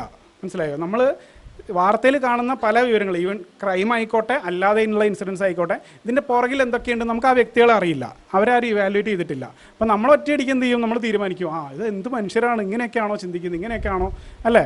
അവിടെ എന്തൊക്കെ ട്രേറ്റ്സ് ഉണ്ട് എന്നുള്ളത് നമ്മൾ ആലോചിക്കണം അല്ലേ. പല കാര്യങ്ങളും ഉണ്ടാവാം. അപ്പോൾ ഞാൻ കഴിഞ്ഞ ദിവസം കണ്ടൊരു വീഡിയോ ആണ്, 2 പേര് ഒരു തട്ടുകടയിൽ ഇരുന്ന് ഭക്ഷണം കഴിച്ചുകൊണ്ടിരിക്കുക. അപ്പോൾ കുറച്ച് മാറിയിട്ട് റോഡിൽ ഒരു 4-5 പേരുണ്ട്. അവർ ഒരു കുപ്പിയിൽ നിന്ന് വെള്ളം ഇങ്ങ് തെറിപ്പിച്ചു. ആ തെറിപ്പിച്ചപ്പോൾ അപ്പുറം ഇരുന്ന ആൾക്കാരുടെ മേത്തേക്കായി. അപ്പോൾ അവർ സ്വാഭാവികമായിട്ട് ചോദിച്ചപ്പോഴത്തേക്ക് ഈ വെള്ളം തെറിപ്പിച്ച ആൾക്ക് ഇഷ്ടപ്പെട്ടില്ല. അയാൾ വന്നിട്ട് ഒരു കുപ്പിയും കൂടെ മേടിച്ചിട്ട് ഇയാളുടെ തലയിലേക്ക് വെള്ളം കോരി ഒഴിച്ചു. അത് കഴിഞ്ഞിട്ട് അയാൾക്ക് നല്ല ഇടി കിട്ടുന്നുണ്ട്, അത് വേറെ കാര്യം. പക്ഷേ എന്താണ്, സാധാരണഗതിയിൽ നമ്മൾ അറിയാതെ ഒരാളുടെ മേത്തേക്ക് വെള്ളമായി കഴിഞ്ഞാൽ അയ്യോ സോറി കേട്ടോ എന്നല്ലേ, എത്രയല്ലേ ഉള്ളൂ, അതിൽ വേറെ വിഷയമില്ല, ഒരു സോറിയിൽ തീരാവുന്ന വിഷയമാണ്, മനഃപൂർവ്വമല്ല സോറി കേട്ടോ എന്ന് പറഞ്ഞു കഴിഞ്ഞാൽ ഓക്കെ. അതിന് പകരം ഇയാൾ നേരെ ഒരു കുപ്പിയും കൂടെ വാങ്ങിയിട്ട്, so what makes him think that way? അവിടെ എന്തൊക്കെ കാര്യങ്ങൾ ഉണ്ടാവാം? ചിലപ്പോൾ അയാൾ എന്തെങ്കിലും ഡ്രഗ് യൂസ് ചെയ്തിട്ട് നിൽക്കുകയായിരിക്കാം, അല്ലെങ്കിൽ ഈ പറഞ്ഞ പോലെ പേഴ്സണാലിറ്റി ഫാക്ടേഴ്സ് ഉണ്ടാവാം, അല്ലേ? ഒരുപാട് റീസൺസ് അതിൻ്റെ പുറകിലുണ്ടാവാം. ഓക്കെ, അപ്പോൾ ഇങ്ങനെയാണ് നമ്മളിപ്പോൾ നേരത്തെ രവി സാറ് സയൻസിൻ്റെ രീതിയിൽ എങ്ങനെ ചിന്തിക്കണം എന്ന് പറയുകയാണെങ്കിൽ, ഞാനിപ്പോൾ പറഞ്ഞുകൊണ്ടിരിക്കുന്ന സൈക്കോളജിയുടെ രീതിയിൽ എങ്ങനെ ചിന്തിക്കണം എന്നുള്ളതാണ്. ഓക്കെ, ഇത് ഞാൻ ഇന്നലെ ഇൻസ്റ്റാഗ്രാമിൽ കണ്ടൊരു പോസ്റ്റാണ്. ഞാൻ പോസ്റ്റ് അതേപോലെ സ്ക്രീൻഷോട്ട് എടുത്തില്ല. അതിൽ എന്താണ്, നിങ്ങളുടെ ബോയ് ഫ്രണ്ട് ഒരു നാർസിസ്റ്റ് ആണോ എന്ന് അറിയാൻ ഈ കാര്യങ്ങൾ നോക്കൂ. എന്താണ്, ഈ loves you too much too fast, പെട്ടെന്ന് വളരെ പെട്ടെന്ന് എന്താണ് ഐ ലവ് യു എന്ന് പറഞ്ഞു, വളരെ പെട്ടെന്ന് എന്താണ് ഭയങ്കര സ്നേഹത്തോടെ പെരുമാറുന്നു. പിന്നെന്താണ്, അയാളുടെ മുമ്പത്തെ റിലേഷൻഷിപ്പിലൊക്കെ മറ്റേ ആൾക്കാർ പ്രശ്നമായിരുന്നു എന്നുള്ളതാണ് അയാൾ പറയുന്നത്. എല്ലാത്തിലും അയാൾ വിക്റ്റിമാണ്. ദെൻ മറ്റാൾക്കാരുടെ അടുത്ത് ഉള്ള ബന്ധങ്ങൾ, അതായത് സൗഹൃദങ്ങളാവട്ടെ ഫാമിലി ആയിക്കോട്ടെ, അതിൽ കൂടുതൽ അടുപ്പം കാണിക്കുന്നത് ഇയാൾ ഗിൽറ്റ് ട്രിപ്പ് ചെയ്യുകയാണ്. അതായത് അത് നീ അവരുടെ അടുത്ത് അധികം അടുക്കാൻ പാടില്ല, എൻ്റെ അടുത്ത് തന്നെയാണ് കൂടുതൽ ടൈം സ്പെൻഡ് ചെയ്യേണ്ടതെന്നുള്ള രീതിയിൽ പറയുകയാണ്. പിന്നെന്താ, he helps you by pointing out your flaws, അതായത് ഹെൽപ്പ് ചെയ്യാന്ന് പറഞ്ഞിട്ട് എന്താണ് കുറ്റം പറയുകയാണ്, തെറ്റുകൾ ചൂണ്ടിക്കാണിക്കുകയാണ് ചെയ്യുന്നത്. പിന്നെന്താണ്, ഞാൻ സന്തോഷമായിട്ടിരിക്കണമെങ്കിൽ നീ ഇന്ന കാര്യങ്ങൾ ചെയ്യണം എന്ന രീതിയിൽ പറഞ്ഞിട്ട്, അപ്പോൾ എൻ്റെ സന്തോഷത്തിന് വേണ്ടിയിട്ട് നീ ഈ കാര്യങ്ങൾ ചെയ്യണം എന്ന് പറഞ്ഞിട്ട് കൺട്രോൾ ചെയ്യുകയാണ് എന്ന് പറയുന്നതാണ്. അപ്പോൾ ഇത് പ്രകാരം ഒരാൾക്ക്, ഇപ്പോൾ നിങ്ങൾക്ക് പേടിയുണ്ട് നിങ്ങളുടെ ഗേൾ ഫ്രണ്ട് നിങ്ങളെ നാർസിസ്റ്റ് ആണെന്ന് ബ്രാൻഡ് ചെയ്യുമ്പോൾ ഒന്ന് പേടിയുണ്ടെങ്കിൽ നിങ്ങൾ എന്ത് ചെയ്യണം, ഇതിൻ്റെ നേരെ ഓപ്പോസിറ്റ് പിടിക്കുക, അല്ലേ? ഉടനെ ഒന്നും ഇഷ്ടം പറയരുത്, കുറേ മാസങ്ങൾ വെയിറ്റ് ചെയ്യുക, അല്ലേ? അപ്പോഴത്തേക്ക് വേറെ ആരെങ്കിലും പറയുമെന്നുള്ളതൊന്നും എന്നോട് ചോദിക്കരുത്. പിന്നെ നിങ്ങളുടെ എല്ലാ റിലേഷൻഷിപ്പുകളിലും നിങ്ങൾ തന്നെയായിരുന്നു കുറ്റക്കാരെന്ന് പറയുക, അപ്പോൾ പ്രശ്നം ഉണ്ടാവില്ല. പിന്നെ എന്താണ്, മറ്റുള്ള ആൾക്കാരുടെ അടുത്ത് എങ്ങനെ വേണമെങ്കിലും എത്ര വേണം സമയം സ്പെൻഡ് ചെയ്തോ, ഒട്ടും 1% പോലും പൊസസീവ്നെസ് കാണിക്കാതിരിക്കുക. പിന്നെന്താണ്, ഒരു തെറ്റുകുറ്റം പറയരുത്, അയാൾ എന്ത് തെറ്റ് ചെയ്താലും പ്രശംസിച്ചുകൊണ്ടിരിക്കുക.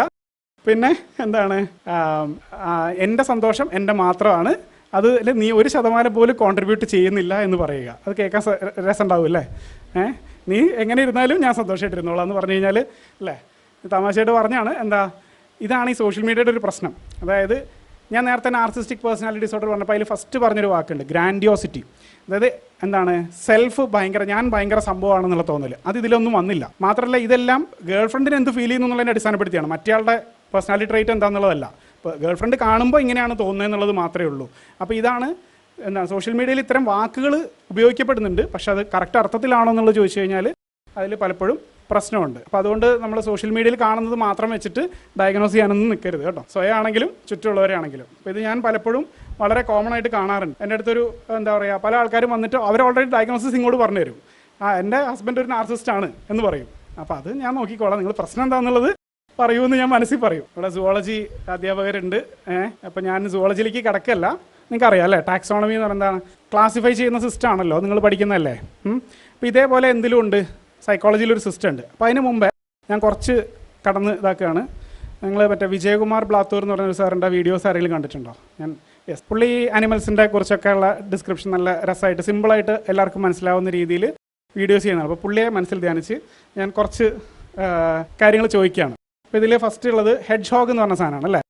എൻ്റെ ചോദ്യം ഇതാണ്, ഇതിൽ ഏതാണ് ഈ താഴത്തെ 3 ഏതായിട്ടാണ് സിമിലർ ആയിട്ട് തോന്നുന്നത്? ഇതുണ്ട്, ഇത് രണ്ടാമത്തത് മുള്ളമ്പന്നിയാണ്, മറ്റത് പിഗ്മി ഷ്രൂ എന്ന് പറഞ്ഞ സാധനമാണ്. കാഴ്ചയിൽ ഇതിന് ആ ഒരു മുള്ള് ഉള്ള രീതിയാണ് അതിന് കാണുന്നത് അല്ലേ. അപ്പോൾ ഇതുമായിട്ടും സാമ്യമുണ്ട്. ഇതിലേതായിരിക്കും? അത് കുറച്ചും കൂടി വലുപ്പമുണ്ട്. ഇതിനായിട്ടാണ് കാഴ്ചയിൽ ഏറ്റവും സാമ്യം തോന്നുന്നത് അല്ലേ. ഓക്കെ, ഇത് സെങ്കി എന്ന് പറയുന്ന, സംഖ്യയല്ല സെങ്കി എന്ന് പറയുന്നൊരു സാധനമാണ്. ഇത് നമ്മുടെ സാധാരണ എലി, പിന്നെ ഒപ്പോസം എന്ന് പറയുന്ന സാധനം, പിന്നെ ആന. ഇത് തമ്മിലൊരു ബന്ധവും തോന്നുന്നില്ല അല്ലേ. മിക്കവാറും റൈറ്റ് അറ്റത്ത് കാണുന്നതായിട്ടൊരു ബന്ധമില്ല.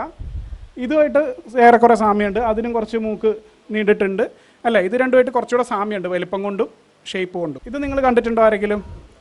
ഇതിന് ഏതുമായിട്ടാണ് സാമ്യം തോന്നുന്നത്? കഴുതയായിട്ടാണോ, സീബ്ര ആയിട്ടാണോ, ജിറാഫായിട്ടാണോ? സീബ്രയുടെ വരകൾ ഇതിന് കാലിൽ കാണാനുണ്ട് അല്ലേ. ഷേപ്പ് കൊണ്ട് വേണമെങ്കിൽ ഇത് രണ്ടുമായിട്ടൊക്കെ ഇത് പറയാൻ പറ്റും അല്ലേ. പക്ഷേ ആക്ച്വലി ഈ പറഞ്ഞ എന്താണ് ടാക്സോണമി പ്രകാരം ഇതിൽ ഏറ്റവും സാമ്യം ഇല്ലാതെ തോന്നുന്നതായിട്ടാണ് ആക്ച്വലി ഏറ്റവും ക്ലോസ് ആയിട്ടുള്ളത്. ഓക്കെ, അതായത് ഇതിൽ ആക്ച്വലി ജിറാഫിൻ്റെ ക്ലോസ് റിലേറ്റീവ് ആണ് മറ്റത്, ഇതുമായിട്ടൊരു ബന്ധമില്ല. അതേപോലെ തിരിച്ച് ഇതിൽ ആ മൂക്ക് നീണ്ടു നിൽക്കുന്നുണ്ടോ ആനയുടെ, മനസ്സിലായോ? അപ്പോൾ അങ്ങനെ എന്താണ് എവല്യൂഷണറിലി അല്ല, നിങ്ങൾക്ക് അറിയാം എന്തിൻ്റെ ബേസിസിലാണ് ഈ ക്ലാസിഫിക്കേഷൻ നടത്തുന്നത്? കാഴ്ച കണ്ടിട്ട് എങ്ങനെ ഉണ്ടെന്ന് നോക്കിയിട്ടാണോ? അല്ല, അവിടെ മുമ്പ് അങ്ങനെ ആയിരുന്നു, അങ്ങനെ മാത്രമേ മാർഗം ഉണ്ടായിരുന്നുള്ളൂ. പക്ഷേ സയൻസ് മുന്നോട്ട് വന്നപ്പോൾ എന്ത് പറ്റി? ജെനറ്റിക്സ് ഉണ്ട്, എവല്യൂഷണറി ഹിസ്റ്ററി എടുക്കാൻ പറ്റും, അതിൻ്റെ ബോൺസ്, ഒരുപാട് കാര്യങ്ങൾ നോക്കിയിട്ട് നമുക്ക് കുറച്ചും കൂടി കൃത്യമായിട്ട് ക്ലാസിഫൈ ചെയ്യാൻ പറ്റും. ഈ പറഞ്ഞ ഫീച്ചേഴ്സ് വെച്ചിട്ടല്ല, കാഴ്ചയിൽ എങ്ങനെ ഇരിക്കുന്നു എന്നുള്ള വെച്ചിട്ടല്ല, അത് എവല്യൂഷണറി ഹിസ്റ്ററിയും ജെനറ്റിക്സും എല്ലാം അതിനെ നോക്കിയിട്ടാണ് നമ്മളിപ്പോൾ ക്ലാസിഫൈ ചെയ്യുന്നത്. അതുകൊണ്ട് കാണുമ്പോൾ ഒരുപോലെയുള്ളത് ശരിക്കും ഒരുപോലെ ആവണമെന്നില്ല എന്നുള്ളത് നമുക്ക് ഇതിൽ നിന്ന് മനസ്സിലാക്കാം. ഇതേ കാര്യം when it comes to disorders കുറച്ചും കൂടെ ബുദ്ധിമുട്ടാണ്. കാരണം രണ്ട് പേരുടെ ബുദ്ധിമുട്ടുകൾ, അവരുടെ പ്രശ്നങ്ങൾ ഒരേപോലെ ആയിട്ട് തോന്നുന്നു, പക്ഷേ ആക്ച്വലി അതിൻ്റെ റീസൺസും അതിൻ്റെ അതിൻ്റെ എല്ലാ കാര്യങ്ങളും വ്യത്യാസമായിരിക്കാം. അപ്പോൾ ഞാൻ നേരത്തെ ICD DSM എന്ന 2 ബുക്കിൻ്റെ കാര്യം പറഞ്ഞു. അതിലാണ് പല ഡിസോർഡേഴ്സ് ഏതൊക്കെയാണെന്നും, ഇപ്പോൾ ഡിപ്രഷൻ എന്ന് പറഞ്ഞാൽ ഇങ്ങനെ ഡിപ്രഷൻ ഉണ്ട്, ആങ്സൈറ്റി ഡിസോർഡേഴ്സ് എന്ന് പറഞ്ഞാൽ ഇന്ന തരം ഡിസോർഡേഴ്സ് ഉണ്ട് എന്നൊക്കെ പറഞ്ഞ് ക്ലാസിഫൈ ചെയ്ത് വെച്ചിട്ടുണ്ട്. പക്ഷേ ഇതിന് പല പ്രശ്നങ്ങളും ഉണ്ട്. അത് ഓവറോൾ എന്തിലും ഉണ്ട്, ഈ ക്ലാസിഫിക്കേഷൻ്റെ സിസ്റ്റത്തിലും പ്രശ്നമുണ്ട്, പേഴ്സണാലിറ്റി ഡിസോർഡേഴ്സിനും അത് അപ്ലിക്കബിൾ ആണ്. ഇപ്പോൾ പേഴ്സണാലിറ്റി ഡിസോർഡർ ഞാൻ 10 വിശദീകരിച്ചു അല്ലേ? ഇത് ഓരോന്നും വിശദീകരിക്കുമ്പോൾ ഒരാളെ വിശദീകരിക്കുന്ന പോലെയാണ് പറയുന്നത്. പക്ഷേ യഥാർത്ഥത്തിൽ എന്ത് സംഭവിക്കുകയെന്ന് വെച്ച് കഴിഞ്ഞാൽ ഈ കൃത്യം ഇങ്ങനെ 10 നമുക്ക് പലപ്പോഴും കാണാൻ പറ്റില്ല. അതായത് ഇതിൽ ഒരെണ്ണം ഉണ്ട്, ഇതിൻ്റെ എക്സാമ്പിൾ ഇന്നയാൾ, മറ്റേതിൻ്റെ എക്സാമ്പിൾ ഇന്നയാൾ, അങ്ങനെ പറയാൻ പറ്റില്ല. അങ്ങനെ കൃത്യം 10 കാറ്റഗറിയാണ് നമുക്ക് തിരിക്കാൻ പറ്റില്ല. അപ്പോൾ ഞാൻ തുടക്കത്തിൽ പറഞ്ഞ കാര്യം കൂടെ ഓർക്കുക. പേഴ്സണാലിറ്റി എന്നുള്ളതിനെ പറഞ്ഞപ്പോൾ ഞാൻ പറഞ്ഞു ഇത്ര തരം എന്ന് പറയുന്നത് ലിമിറ്റേഷനാണ്. നമുക്കതിനെ എന്ത് ചെയ്യുക, ഇന്ന കാര്യത്തിൽ ആൾക്കാർ വ്യത്യാസപ്പെട്ടിരിക്കുന്നു എന്ന് പറയുന്നതാണ്. ഡയമെൻഷണൽ അപ്രോച്ച് പറഞ്ഞു, അതാണ് ഇവിടെയും അതിലേക്കാണ് എത്തുന്നത്. അപ്പോൾ 10 കാറ്റഗറി കൃത്യം. എന്തുകൊണ്ട് 10 കാറ്റഗറി? എന്തുകൊണ്ട് 11 അല്ല 9 അല്ല എന്ന് വെച്ച് കഴിഞ്ഞാൽ അവിടെ സയൻറ്റിഫിക് എവിഡൻസ് കൃത്യമായിട്ടില്ല. ഈ 10 ഉള്ളത് എന്നുള്ളതിന് സോളിഡ് ആയിട്ട് പറയാൻ പറ്റുന്നില്ല. കാരണം ഇതിന് മുമ്പ് വേറെ ചിലത് ആഡ് ചെയ്യുകയും ഡിലീറ്റ് ചെയ്യുകയൊക്കെ ചെയ്തിരുന്നു. അപ്പോൾ അത് കൃത്യം ഈ 10 എവിഡൻസ് ഇല്ല. ദെൻ നമുക്ക് ഈ ഇൻ്റലക്ച്വൽ ഡിസബിലിറ്റി അല്ലെങ്കിൽ ബുദ്ധിക്ക് ബുദ്ധിമുട്ടുള്ള ഇതെന്നുള്ള IQ കുറവുള്ള, നമുക്കറിയാലോ, ഇൻ്റലക്ച്വൽ ഡിസബിലിറ്റി എന്നാണ് ഇപ്പോഴത്തെ ടേം. മെൻ്റൽ റിട്ടാർഡേഷൻ എന്നാണ് മുമ്പ് പറഞ്ഞിരുന്നത്. അപ്പോൾ അത് നമുക്കറിയാം IQ ടെസ്റ്റ് ചെയ്തിട്ടാണ് ഇതാക്കുന്നത്. അപ്പോൾ IQ 70 താഴെയാണെങ്കിലാണ് പൊതുവെ ഇൻ്റലക്ച്വൽ ഡിസബിലിറ്റി എന്ന് കണക്കാക്കുക. Average IQ is 100. അപ്പോൾ 100 മുകളിലേക്കും വരാം, താഴേക്ക് വരാം. 70 താഴെയാണെങ്കിൽ അപ്പോൾ നോർമലായിട്ടുള്ള ആൾക്കാരും ആ ഇതിനകത്ത് വരും, 100 അപ്പുറമായിട്ട് വരും. 70 താഴെയാണെങ്കിൽ ബുദ്ധിക്ക് കൂടുതലായിട്ട് ബുദ്ധിമുട്ട് നേരിടുന്നു എന്നുള്ളതാണ് ഇതാക്കുക. അപ്പോൾ അത് it exist on A single continuum. അതായത് ബുദ്ധിക്ക് ബുദ്ധിമുട്ടുള്ള ആൾക്കാർ 70 താഴെയുണ്ട്, നോർമലായിട്ടുള്ള ആൾക്കാർ ഇപ്പറയുണ്ട്. ഇതെല്ലാം ഒറ്റ ലൈനിലാണ് വരുന്നത്. പേഴ്സണാലിറ്റിയുടെ കാര്യത്തിൽ മാത്രം അങ്ങനെയല്ല പഠിപ്പിച്ചിരുന്നത്. ഞാൻ പഠിക്കുമ്പോഴൊക്കെ പഠിപ്പിച്ചിരുന്നത് പേഴ്സണാലിറ്റി വേറെ, പേഴ്സണാലിറ്റി ഡിസോർഡേഴ്സ് വേറെ. ഡിസോർഡർ എന്ന് പറഞ്ഞാൽ എക്സ്ട്രീം സിറ്റുവേഷൻ ആണ്. അത് നോർമൽ പേഴ്സണാലിറ്റി ആയിട്ട് യാതൊരു ബന്ധമില്ല. ഇപ്പോൾ നോർമൽ പേഴ്സണാലിറ്റി Big 5 വരുമെങ്കിൽ പേഴ്സണാലിറ്റി ഡിസോർഡർ Big 5 ആയിട്ടൊന്നും കണക്ഷൻ ഇല്ല. അത് ടോട്ടലി ഡിഫറൻ്റ് ആണ്. ഇന്ന ഫീച്ചേഴ്സ് ഉണ്ടെങ്കിൽ യു ഹാവ് ദാറ്റ് ഡിസോർഡർ എന്നാണ് പറഞ്ഞിരുന്നത്. പക്ഷേ വൈ നോട്ട്? എന്തുകൊണ്ട് ഇൻ്റലിജൻസിൻ്റെ കാര്യം ചെയ്ത പോലെ ചെയ്തുകൂടാ?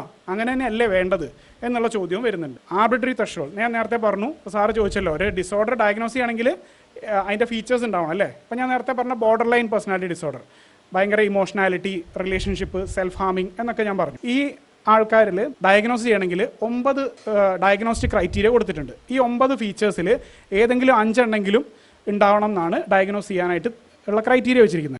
പക്ഷേ ഈ 5 എണ്ണം എന്തുകൊണ്ടാണെന്നുള്ളത് ഈ ബുക്ക് ഉണ്ടാക്കിയ ആൾക്കാരോട് ചോദിച്ചപ്പോൾ അത് 9 അല്ലേ, അപ്പോൾ പിന്നെ 9 മോർ ദാൻ, അപ്പോൾ മെജോറിറ്റി വരുമ്പോൾ 5 അങ്ങനെ വെച്ചിട്ട്, അല്ലാതെ ഇതിന് റിസർച്ച് ബാക്കിംഗ് കൊണ്ടല്ല എന്ത് ചെയ്യുന്നത്. പല കാര്യങ്ങളും തീരുമാനിക്കുന്നത് റിസർച്ച്, സോളിഡ് റിസർച്ച് ബാക്ക്ഗ്രൗണ്ട് ഇല്ലാതെയാണ്. മാത്രമല്ല സിവിയറിറ്റി കൗണ്ട് ചെയ്യുന്നില്ല. അതായത് 9 4 എണ്ണേ ഉള്ളൂ, പക്ഷെ ഭയങ്കര തീവ്രമായിട്ട് ആ 4 എണ്ണം ഉണ്ട്. വേറൊരാൾക്ക് 9 5 എണ്ണം ഉണ്ട്, പക്ഷേ തീവ്രത കുറവാണ്. അപ്പോൾ 5 എണ്ണം ഉള്ള ആളെ ഡയഗ്നോസ് ചെയ്യും, മറ്റേ ആളെ ഡയഗ്നോസ് ചെയ്യില്ല. അപ്പോൾ അയാളെ ഡയഗ്നോസ് ചെയ്യണ്ടേ? സിവിയറിറ്റി ഇതിനകത്ത് കണക്കാക്കുന്നില്ല എന്നുള്ള വേറൊരു പ്രശ്നമുണ്ട്. പിന്നെ ഉള്ളത് എന്താണ്? NOS diagnose. NOS എന്ന് വെച്ച് കഴിഞ്ഞാൽ നോട്ട് അതർവൈസ് സ്പെസിഫൈഡ്. അത് ഈ 10 എണ്ണത്തിൻ്റെ രീതി ഇല്ല. 10 എണ്ണത്തിന് ഡിസ്ക്രിപ്ഷൻ കൊടുത്തിട്ടുണ്ട്. ഒരാളുടെ പേഴ്സണാലിറ്റി ഇഷ്യൂ ആണ്, പേഴ്സണാലിറ്റി ഡിസോർഡർ ആണെന്ന് മനസ്സിലായി, പക്ഷേ ഈ 10 എണ്ണത്തിന് ഡിസ്ക്രിപ്ഷനായിട്ട് മാച്ച് ആവില്ല. അപ്പോൾ എന്ത് ചെയ്യാൻ പറ്റില്ല എന്ന് വെച്ചാൽ ഡയഗ്നോസ് ചെയ്യാതിരിക്കാനും പറ്റില്ല. അതിനാണ് ഒരു എക്സെപ്ഷൻ കൊടുത്തിരിക്കുന്നത് NOS എന്നുള്ളത്. ഈ 10 എണ്ണത്തിൻ്റെ കൂടെ നോട്ട് അതർവൈസ് സ്പെസിഫൈഡ്, നേരത്തെ പറഞ്ഞതല്ല ഒന്നും പെടാതെ എന്നാൽ പേഴ്സണാലിറ്റി, അതിനൊരു സാധനം. അത് ഒരുപാടെണ്ണം ഉണ്ട് എന്ന് പറഞ്ഞു കഴിഞ്ഞാൽ എന്താ? അപ്പോൾ ഈ 10 എണ്ണം പറയുന്നത് കറക്റ്റ് ആണോ എന്നുള്ള ചോദ്യം അവിടെ വരും. NOSൽ വരുന്ന ഒരുപാട് കേസസ് വരുന്നു. ദെൻ ഞാൻ നേരത്തെ ബോർഡർ ലൈനിൽ 5 out of 9 ആണെങ്കിൽ പിന്നെ ആൻറ്റി സോഷ്യൽ പേഴ്സണാലിറ്റി ഡിസോർഡറിൽ 7ൽ 3 ആണ്. അപ്പോൾ 7ൽ 3 ആകുമ്പോൾ വേറൊരു പ്രശ്നമുണ്ട്. എന്താണ്? ആദ്യത്തെ 3 എണ്ണമാണ് ഒരാൾക്കെങ്കിൽ, അവസാനത്തെ 3 ആണ് വേറെ ആൾക്കെങ്കിൽ. 2 പേരുടെ സിംറ്റംസ് തമ്മിൽ മാച്ചിങ് അല്ല, പക്ഷേ 2 പേർക്കും ഒരേ ഡിസോർഡറാണ്. അങ്ങനെ പറയേണ്ടി വരും. അപ്പോൾ അത് പ്രശ്നമാണ്. ഇനി അതല്ല, OCPDയിലാണെങ്കിൽ 8ൽ 4 ആണ്. അപ്പോൾ ആദ്യത്തെ 4 എണ്ണമാണ് ഒരാൾക്കെങ്കിൽ, അടുത്ത 4 എണ്ണമാണ് വേറെ ആൾക്കെങ്കിൽ. 2 പേരുടെയും സിംറ്റംസ് തമ്മിൽ ഒരു മാച്ചിങ്ങും ഇല്ല, പക്ഷേ 2 പേർക്കും ഒരേ ഡയഗ്നോസിസ് ആണ് പറയുക. അപ്പോൾ ഇതൊക്കെ പ്രശ്നമാണ്. ഇതൊക്കെ ഈ കൃത്യം ഇത്ര തരമാണെന്ന് പറയുന്നതിലുള്ള പ്രശ്നമാണ്. തുടക്കത്തിൽ പറഞ്ഞു ഞാൻ ആ പ്രശ്നമാണ് ഇവിടെയും വരുന്നത്. അപ്പോൾ അവിടെയാണ് കണ്ടോ, ഇത് സിംറ്റംസ് ആണ്, ഈ ഇങ്ങനെ ലിസ്റ്റ് ചെയ്തിരിക്കുന്നത് സിംറ്റംസ് ആണ്, മുകളിലുള്ളത് ഓരോ പേഴ്സണാലിറ്റി ഡിസോർഡർ ആണ്. അപ്പോൾ അതിൻ്റെ ഫീച്ചേഴ്സ് എത്രത്തോളം ഓവർലാപ്പിംഗ് ആണെന്ന് നോക്കൂ. ചില സിംറ്റംസ് എല്ലാത്തിലും ഉണ്ട്, മെയിൻ ഫീച്ചേഴ്സ് ആയിട്ടും ഉണ്ട്, അല്ലെങ്കിൽ അത്യാവശ്യം. അപ്പോൾ ഇത്രയും ഓവർലാപ്പിംഗ് വരികയാണ്. അപ്പോൾ ഈ 10 വേറെ വേറെ എന്ന് പറയുന്നതിൽ വലിയ അർത്ഥമില്ല. പിന്നെ കോമോർബിഡിറ്റി എന്ന് പറയും, അതായത് ഒരു പേഴ്സണാലിറ്റി ഡിസോർഡർ ഡയഗ്നോസ് ചെയ്ത ആൾക്ക് വേറൊരു സാധനവും ഡയഗ്നോസ് ചെയ്യും. അത് വളരെ കൂടുതൽ അതായത് ഓരോ പേഴ്സണാലിറ്റി ഡിസോർഡറിന് മാത്രമായിട്ടുള്ള കേസസിനേക്കാൾ കൂടുതൽ എന്താണ് വരുന്നത്, കോമോർബിഡ് കേസസ് ആണ് കൂടുതൽ വരുന്നത്. അപ്പോൾ ഹിസ്ട്രിയോണിക് പേഴ്സണാലിറ്റി ഡിസോർഡർ ഉള്ള ആൾക്ക് ബോർഡർ ലൈനും ഉണ്ട്, അല്ലെങ്കിൽ അങ്ങനെ 2-3 എണ്ണം ഒക്കെ ഡയഗ്നോസിസ് വരുന്നത് വളരെ കോമൺ ആണ്. അപ്പോൾ അതിൻ്റെ അർത്ഥം എന്താ, ഇതെല്ലാം കൂടെ 10 വേറെ വേറെ ആണെന്ന് നമുക്ക് പറയാൻ പറ്റില്ല, കാരണം അത്രയും കോമൺ ഫാക്ടേഴ്സ് വരുന്നു. 10 വളരെ ഡിസ്റ്റിങ്ക്റ്റ് ആയിരുന്നെങ്കിൽ ഓരോന്നിൻ്റെ സെപ്പറേറ്റ് കേസുകൾ, ഇടയ്ക്ക് വല്ലപ്പോഴും മാത്രം ഒരുമിച്ച് വരുന്ന സാഹചര്യമാണ് ഉണ്ടാവേണ്ടത്. പിന്നെ ഞാൻ തുടക്കത്തിൽ പറഞ്ഞതിനെ മറ്റേ മോഹൻലാൽ പറഞ്ഞ പോലെ എന്താണ്, I am going to break all the conventional laws of psychiatry എന്ന് പറയുന്നില്ല എന്ന് പറഞ്ഞ പോലെ, തുടക്കത്തിൽ പേഴ്സണാലിറ്റിയുടെ കാര്യവും പേഴ്സണാലിറ്റി ഡിസോർഡറിൻ്റെ കാര്യമൊക്കെ ഞാൻ പറഞ്ഞ എന്താണ്, ചെറുപ്പത്തിൽ തുടങ്ങിയിട്ട് ത്രൂ ഔട്ട് ലൈഫ് ഉണ്ടാവും എന്നുള്ളതാണ്. പക്ഷേ എല്ലാ ഡിസോർഡേഴ്സിലും അങ്ങനെ കാണുന്നില്ല. ഫോർ എക്സാമ്പിൾ ഈ ബോർഡർ ലൈൻ പേഴ്സണാലിറ്റി ഡിസോർഡറിൽ ഇപ്പോൾ ഈ കാണുന്ന സ്റ്റഡിയിൽ അവർ സ്റ്റഡി ചെയ്തപ്പോൾ 10 വർഷം ലോഞ്ചിറ്റ്യൂഡിനൽ സ്റ്റഡി ചെയ്തു. 10 വർഷം നോക്കിയപ്പോൾ എന്താ കണ്ടതെന്ന് വെച്ച് കഴിഞ്ഞാൽ, 10 വർഷം കഴിഞ്ഞിട്ട് നോക്കുമ്പോൾ അതിൽ 9% ആൾക്കാർ മാത്രമേ ഡയഗ്നോസ്റ്റിക് ക്രൈറ്റീരിയ മീറ്റ് ചെയ്യുന്നുള്ളൂ. അവരുടെ എല്ലാ സിംറ്റംസും, അത് ആ ഗ്രാഫിലുള്ള ഓരോന്നും ഓരോ സിംറ്റംസ് ആണ്, അതെല്ലാം 10 വർഷത്തിനിടയ്ക്ക് താന്നു. 91% ആൾക്കാരും ഡയഗ്നോസ്റ്റിക് ക്രൈറ്റീരിയ മീറ്റ് ചെയ്യാത്ത ലെവലിലേക്ക് 10 വർഷത്തിനിടയിൽ മാറി. അപ്പോൾ അതും പ്രശ്നമാണ്. ഇതെല്ലാം ലൈഫ് ലോങ് നിൽക്കുമെന്ന് വെച്ച് കഴിഞ്ഞാൽ എല്ലാം അല്ല. അതിൽ ഏറ്റവും പെട്ടെന്ന് ചേഞ്ച് വരുന്നതാണ് ബോർഡർ ലൈൻ പേഴ്സണാലിറ്റി. അതേസമയം നേരത്തെ നമ്മൾ പറഞ്ഞ ആൻറ്റി സോഷ്യൽ ക്രൈംസ് ഒക്കെ ചെയ്യാൻ സാധ്യതയുള്ള ആൾക്കാർ എന്താണ്, അതൊക്കെ ലൈഫ് ലോങ് നിൽക്കാൻ സാധ്യത കൂടുതലാണ്. നാർസിസ്റ്റിക് ആയിട്ടുള്ള ആൾക്കാരൊക്കെ കുറച്ചും കൂടി ലൈഫ് ലോങ് നിൽക്കാനാണ് സാധ്യത. ഇത് പക്ഷേ കുറേ കൂടെ പെട്ടെന്ന്. പിന്നെ ഞാൻ പറഞ്ഞു ആൻറ്റി സോഷ്യൽ പറഞ്ഞപ്പോൾ നമ്മൾ ഈ ക്രൈമിൻ്റെ കാര്യമാണ് കൂടുതൽ പറഞ്ഞത്. എല്ലാവരും ക്രൈം ചെയ്യുന്ന ആൾക്കാരായിക്കോളം നിർബന്ധമില്ല കേട്ടോ, പക്ഷെ അവർക്ക് ലോലെസ്നെസ് ഉണ്ടാവും. വയലൻറ്റ് ക്രൈം ചെയ്തോളണമെന്നില്ല. അങ്ങനെയുള്ളവർ ചിലപ്പോൾ തട്ടിപ്പുകൾ ചെയ്യും. അതായത് ഈ എന്താണ് MLM സ്കീമുകളുണ്ടല്ലോ, മൾട്ടി ലെവൽ മാർക്കറ്റിംഗ്, നിങ്ങൾ ഇത്ര ആളെ ചേർത്താൽ നിങ്ങൾക്ക് ഇത്ര പൈസ കിട്ടും എന്നുള്ള പരിപാടിയൊക്കെ നടത്തുന്ന പല ആൾക്കാരും, കാരണം they don't care about other people. അവരുടെ ഇമോഷനോ അവർക്ക് പൈസ നഷ്ടപ്പെടുമോ എന്നുള്ളതൊന്നും വിഷയമില്ലാത്ത അങ്ങനെ സാമ്പത്തിക തട്ടിപ്പ് നടത്തുന്ന ആൾക്കാർ ചിലപ്പോൾ ഇത്തരം ഡിസോർഡർ ഉള്ള ആൾക്കാരുണ്ടാവും. ഓക്കെ, ഇത് ഇപ്പോൾ ഞാൻ തുടക്കത്തിൽ പറഞ്ഞു ICD DSM, ഇതാണ് ഇപ്പോൾ എസ്റ്റാബ്ലിഷ്ഡ് ആയിട്ടുള്ള ഏറ്റവും കൂടുതൽ ഉപയോഗിക്കപ്പെടുന്ന ഈ ഏതൊക്കെ മാനസിക രോഗങ്ങളുണ്ട്, അതിൻ്റെ വ്യത്യാസങ്ങൾ എന്തൊക്കെയാണെന്നൊക്കെ തീരുമാനിക്കും.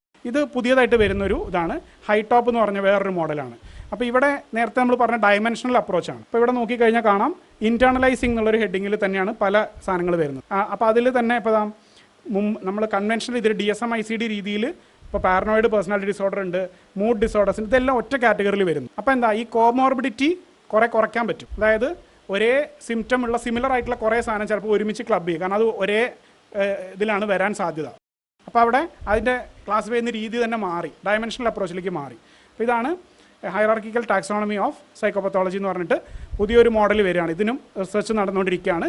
അപ്പം ടോട്ടലി ഡിഫറൻ്റ് ആയി വരും. അപ്പോൾ ഇവിടെ ശ്രദ്ധിക്കേണ്ട കാര്യം എന്ന് വെച്ചാൽ, നമ്മൾ തുടക്കത്തിൽ ഇപ്പം നേരത്തെ രവി സാർ പറഞ്ഞു എന്താണ്, സ്റ്റുഡൻറ്റ് ഓഫ് സയൻസ് എങ്ങനെയാണ് ബെറ്ററായി വരുന്നത് എന്നുള്ളൊരു സാധനം ഇവിടെ വളരെ എന്താണ്, നമ്മൾ പറയും പലപ്പോഴും സയൻസ് എപ്പോൾ വേണമെങ്കിൽ തെറ്റാലോ എന്ന് പറയും അല്ലേ.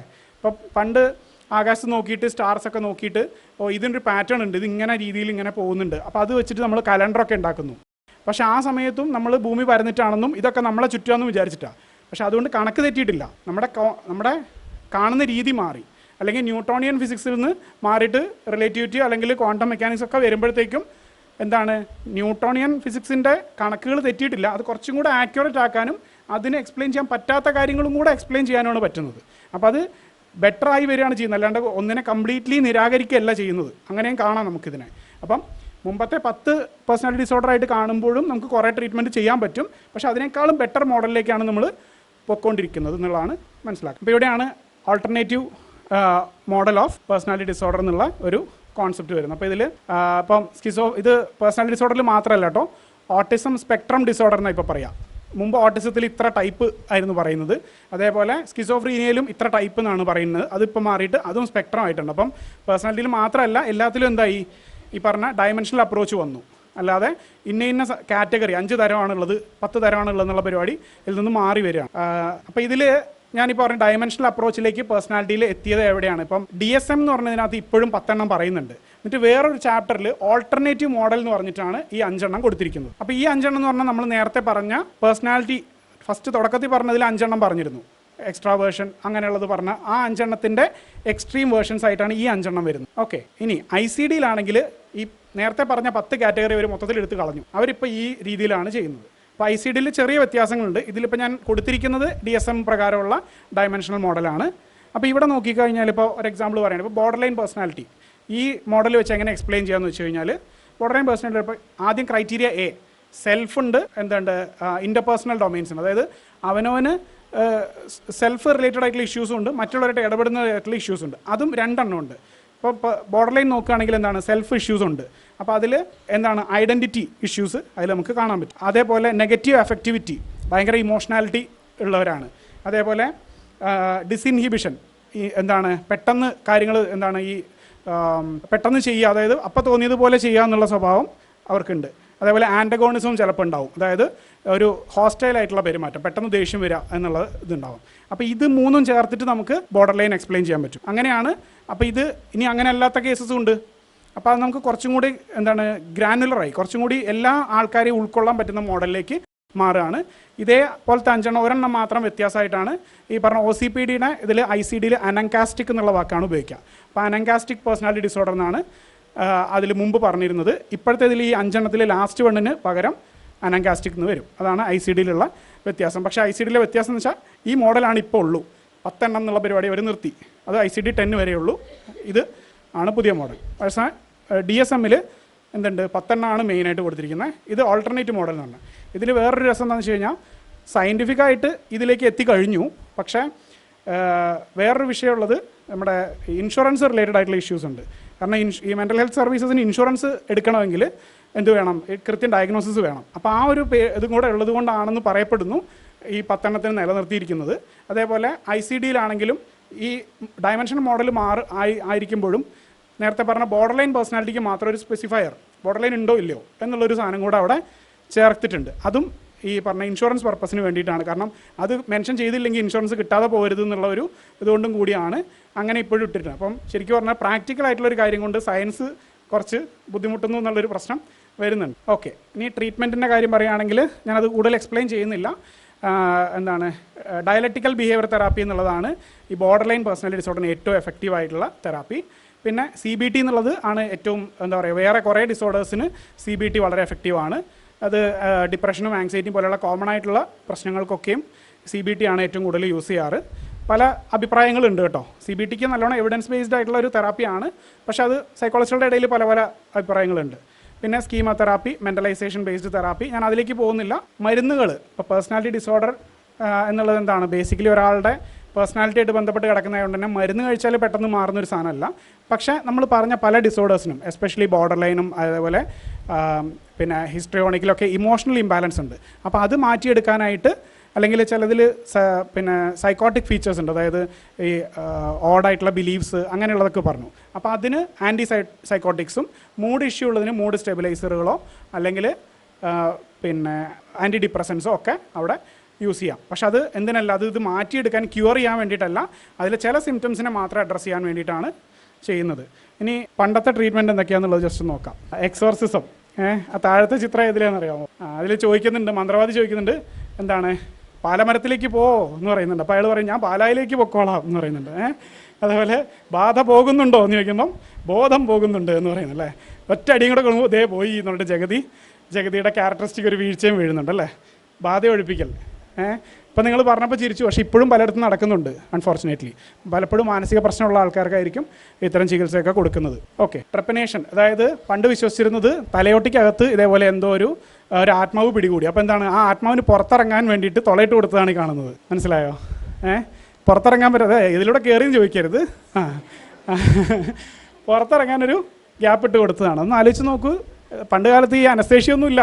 പിന്നെ ഉള്ളത് ബ്ലഡ് ലെറ്റിംഗ്, അതായത് പഴയ തിയറി പ്രകാരം എന്താണ് നമ്മുടെ ബോഡി ഫ്ലൂയിഡ്സിൻ്റെ അളവുകൾ വേരിയേഷൻ ചെയ്യുന്നതാണ്, അതുകൊണ്ടാണ് പേഴ്സണാലിറ്റി ഡിഫറൻസസും മാനസിക പ്രശ്നങ്ങളൊക്കെ വരുന്നതെന്ന് പറഞ്ഞിട്ട് ബ്ലഡ് അധികമായതാണ് പ്രശ്നം നിങ്ങളുടെ, അതുകൊണ്ട് കുറച്ച് ബ്ലഡ് ഒഴുക്കി വിട്ട് കഴിഞ്ഞാൽ നിങ്ങളുടെ പ്രശ്നം മാറുമെന്ന് പറഞ്ഞിട്ട് പലതരത്തിലുള്ള ബ്ലഡ് ഒഴുക്കി വിടാൻ പലതരത്തിലുള്ള ഇത്. ഇപ്പോൾ ഇതിൽ നിങ്ങൾക്ക് ഈ പറഞ്ഞ കപ്പിംഗ് ഒക്കെ ഇപ്പോഴും ചെയ്യുന്നുണ്ട്, വേറെ പർപ്പസിനാന്നേ ഉള്ളൂ, മാനസിക പ്രശ്നത്തിനല്ലാന്നേ ഉള്ളൂ. അതേപോലെ ലീച്ച് തെറാപ്പിയും ചെയ്യുന്നുണ്ട്. പക്ഷേ അതിൽ ശാസ്ത്രീയ അടിത്തറയൊന്നുമില്ല, ബ്ലഡ് വെറുതെ ഒഴുക്കി കളഞ്ഞു കഴിഞ്ഞാൽ പ്രയോജനമൊന്നും ഉണ്ടാവില്ല. ഹൈഡ്രോ തെറാപ്പി, അതായത് ഭയങ്കര ശക്തിയിൽ തണുത്ത വെള്ളം അല്ലെങ്കിൽ ചൂടുവെള്ളം ചീറ്റിക്കുക അല്ലെങ്കിൽ തണുത്ത വെള്ളത്തിൽ ഇറക്കി കിടത്തുക, അങ്ങനെ വെള്ളം ഉപയോഗിച്ചിട്ടുള്ള പല പല മെത്തേഡ്സ്.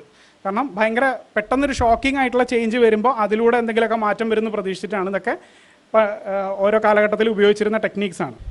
അപ്പോൾ ഇത് മനസ്സിലാക്കി ഇത് എന്താണ്, ഒരു മെൻ്റൽ അസൈലത്തിൽ ഉപയോഗിച്ചിരുന്ന സാധനമാണ്, അല്ലാതെ പ്രാകൃതമായിട്ട് കുറച്ച് ആൾക്കാർ ചെയ്തു എന്നുള്ളതല്ല കേട്ടോ. മാനസിക രോഗത്തിനുള്ള ചികിത്സയല്ല എന്നുള്ളതേ ഉള്ളൂ. അത് തീർച്ചയായിട്ടും ഇപ്പോൾ നന്നായിട്ട് ചൂടുവെള്ളത്തിൽ കുളിച്ച് കഴിഞ്ഞാൽ ഉറക്കം കുറച്ചുകൂടെ ബെറ്റർ ആവാൻ സാധ്യതയുണ്ട്. അങ്ങനെയുള്ള ചില ഇതൊക്കെ നമുക്ക് നമ്മുടെ പർപ്പസിന്, അതല്ലല്ലോ ഇത് മൊമെൻ്ററി ആണ്. എന്ന് മാത്രമല്ല ഇവർ ഉദ്ദേശിക്കുന്നതെന്ന് വെച്ചാൽ ശരീരത്തിൽ ഡ്രാസ്റ്റിക് ആയിട്ടുള്ള ഒരു ചേഞ്ച് കൊണ്ടുവരുമ്പോൾ മൊത്തം ഒരു റീഅറേഞ്ച്മെൻറ്റ് നടക്കും എന്നാണ് ഇവർ വിചാരിക്കുന്നത്. അത് വിചാരിച്ചിട്ടാണ് ഈ ഇതേപോലത്തെ ഷോക്കിംഗ് ആയിട്ടുള്ള സംഭവങ്ങൾ ചെയ്യുന്നത്. അപ്പോൾ ഇവിടെ വേറെ അങ്ങനെയല്ല, ദേഷ്യം വരാൻ ഒരു കാരണം ഉണ്ടാവുമല്ലോ, ആ കാരണം അവിടെ കിടക്കുകയല്ലേ. ഇത് ഇപ്പോൾ പലയിടത്തും ഇപ്പോൾ ബാംഗ്ലൂരൊക്കെ ഉള്ളൊരു സംഭവമാണ്.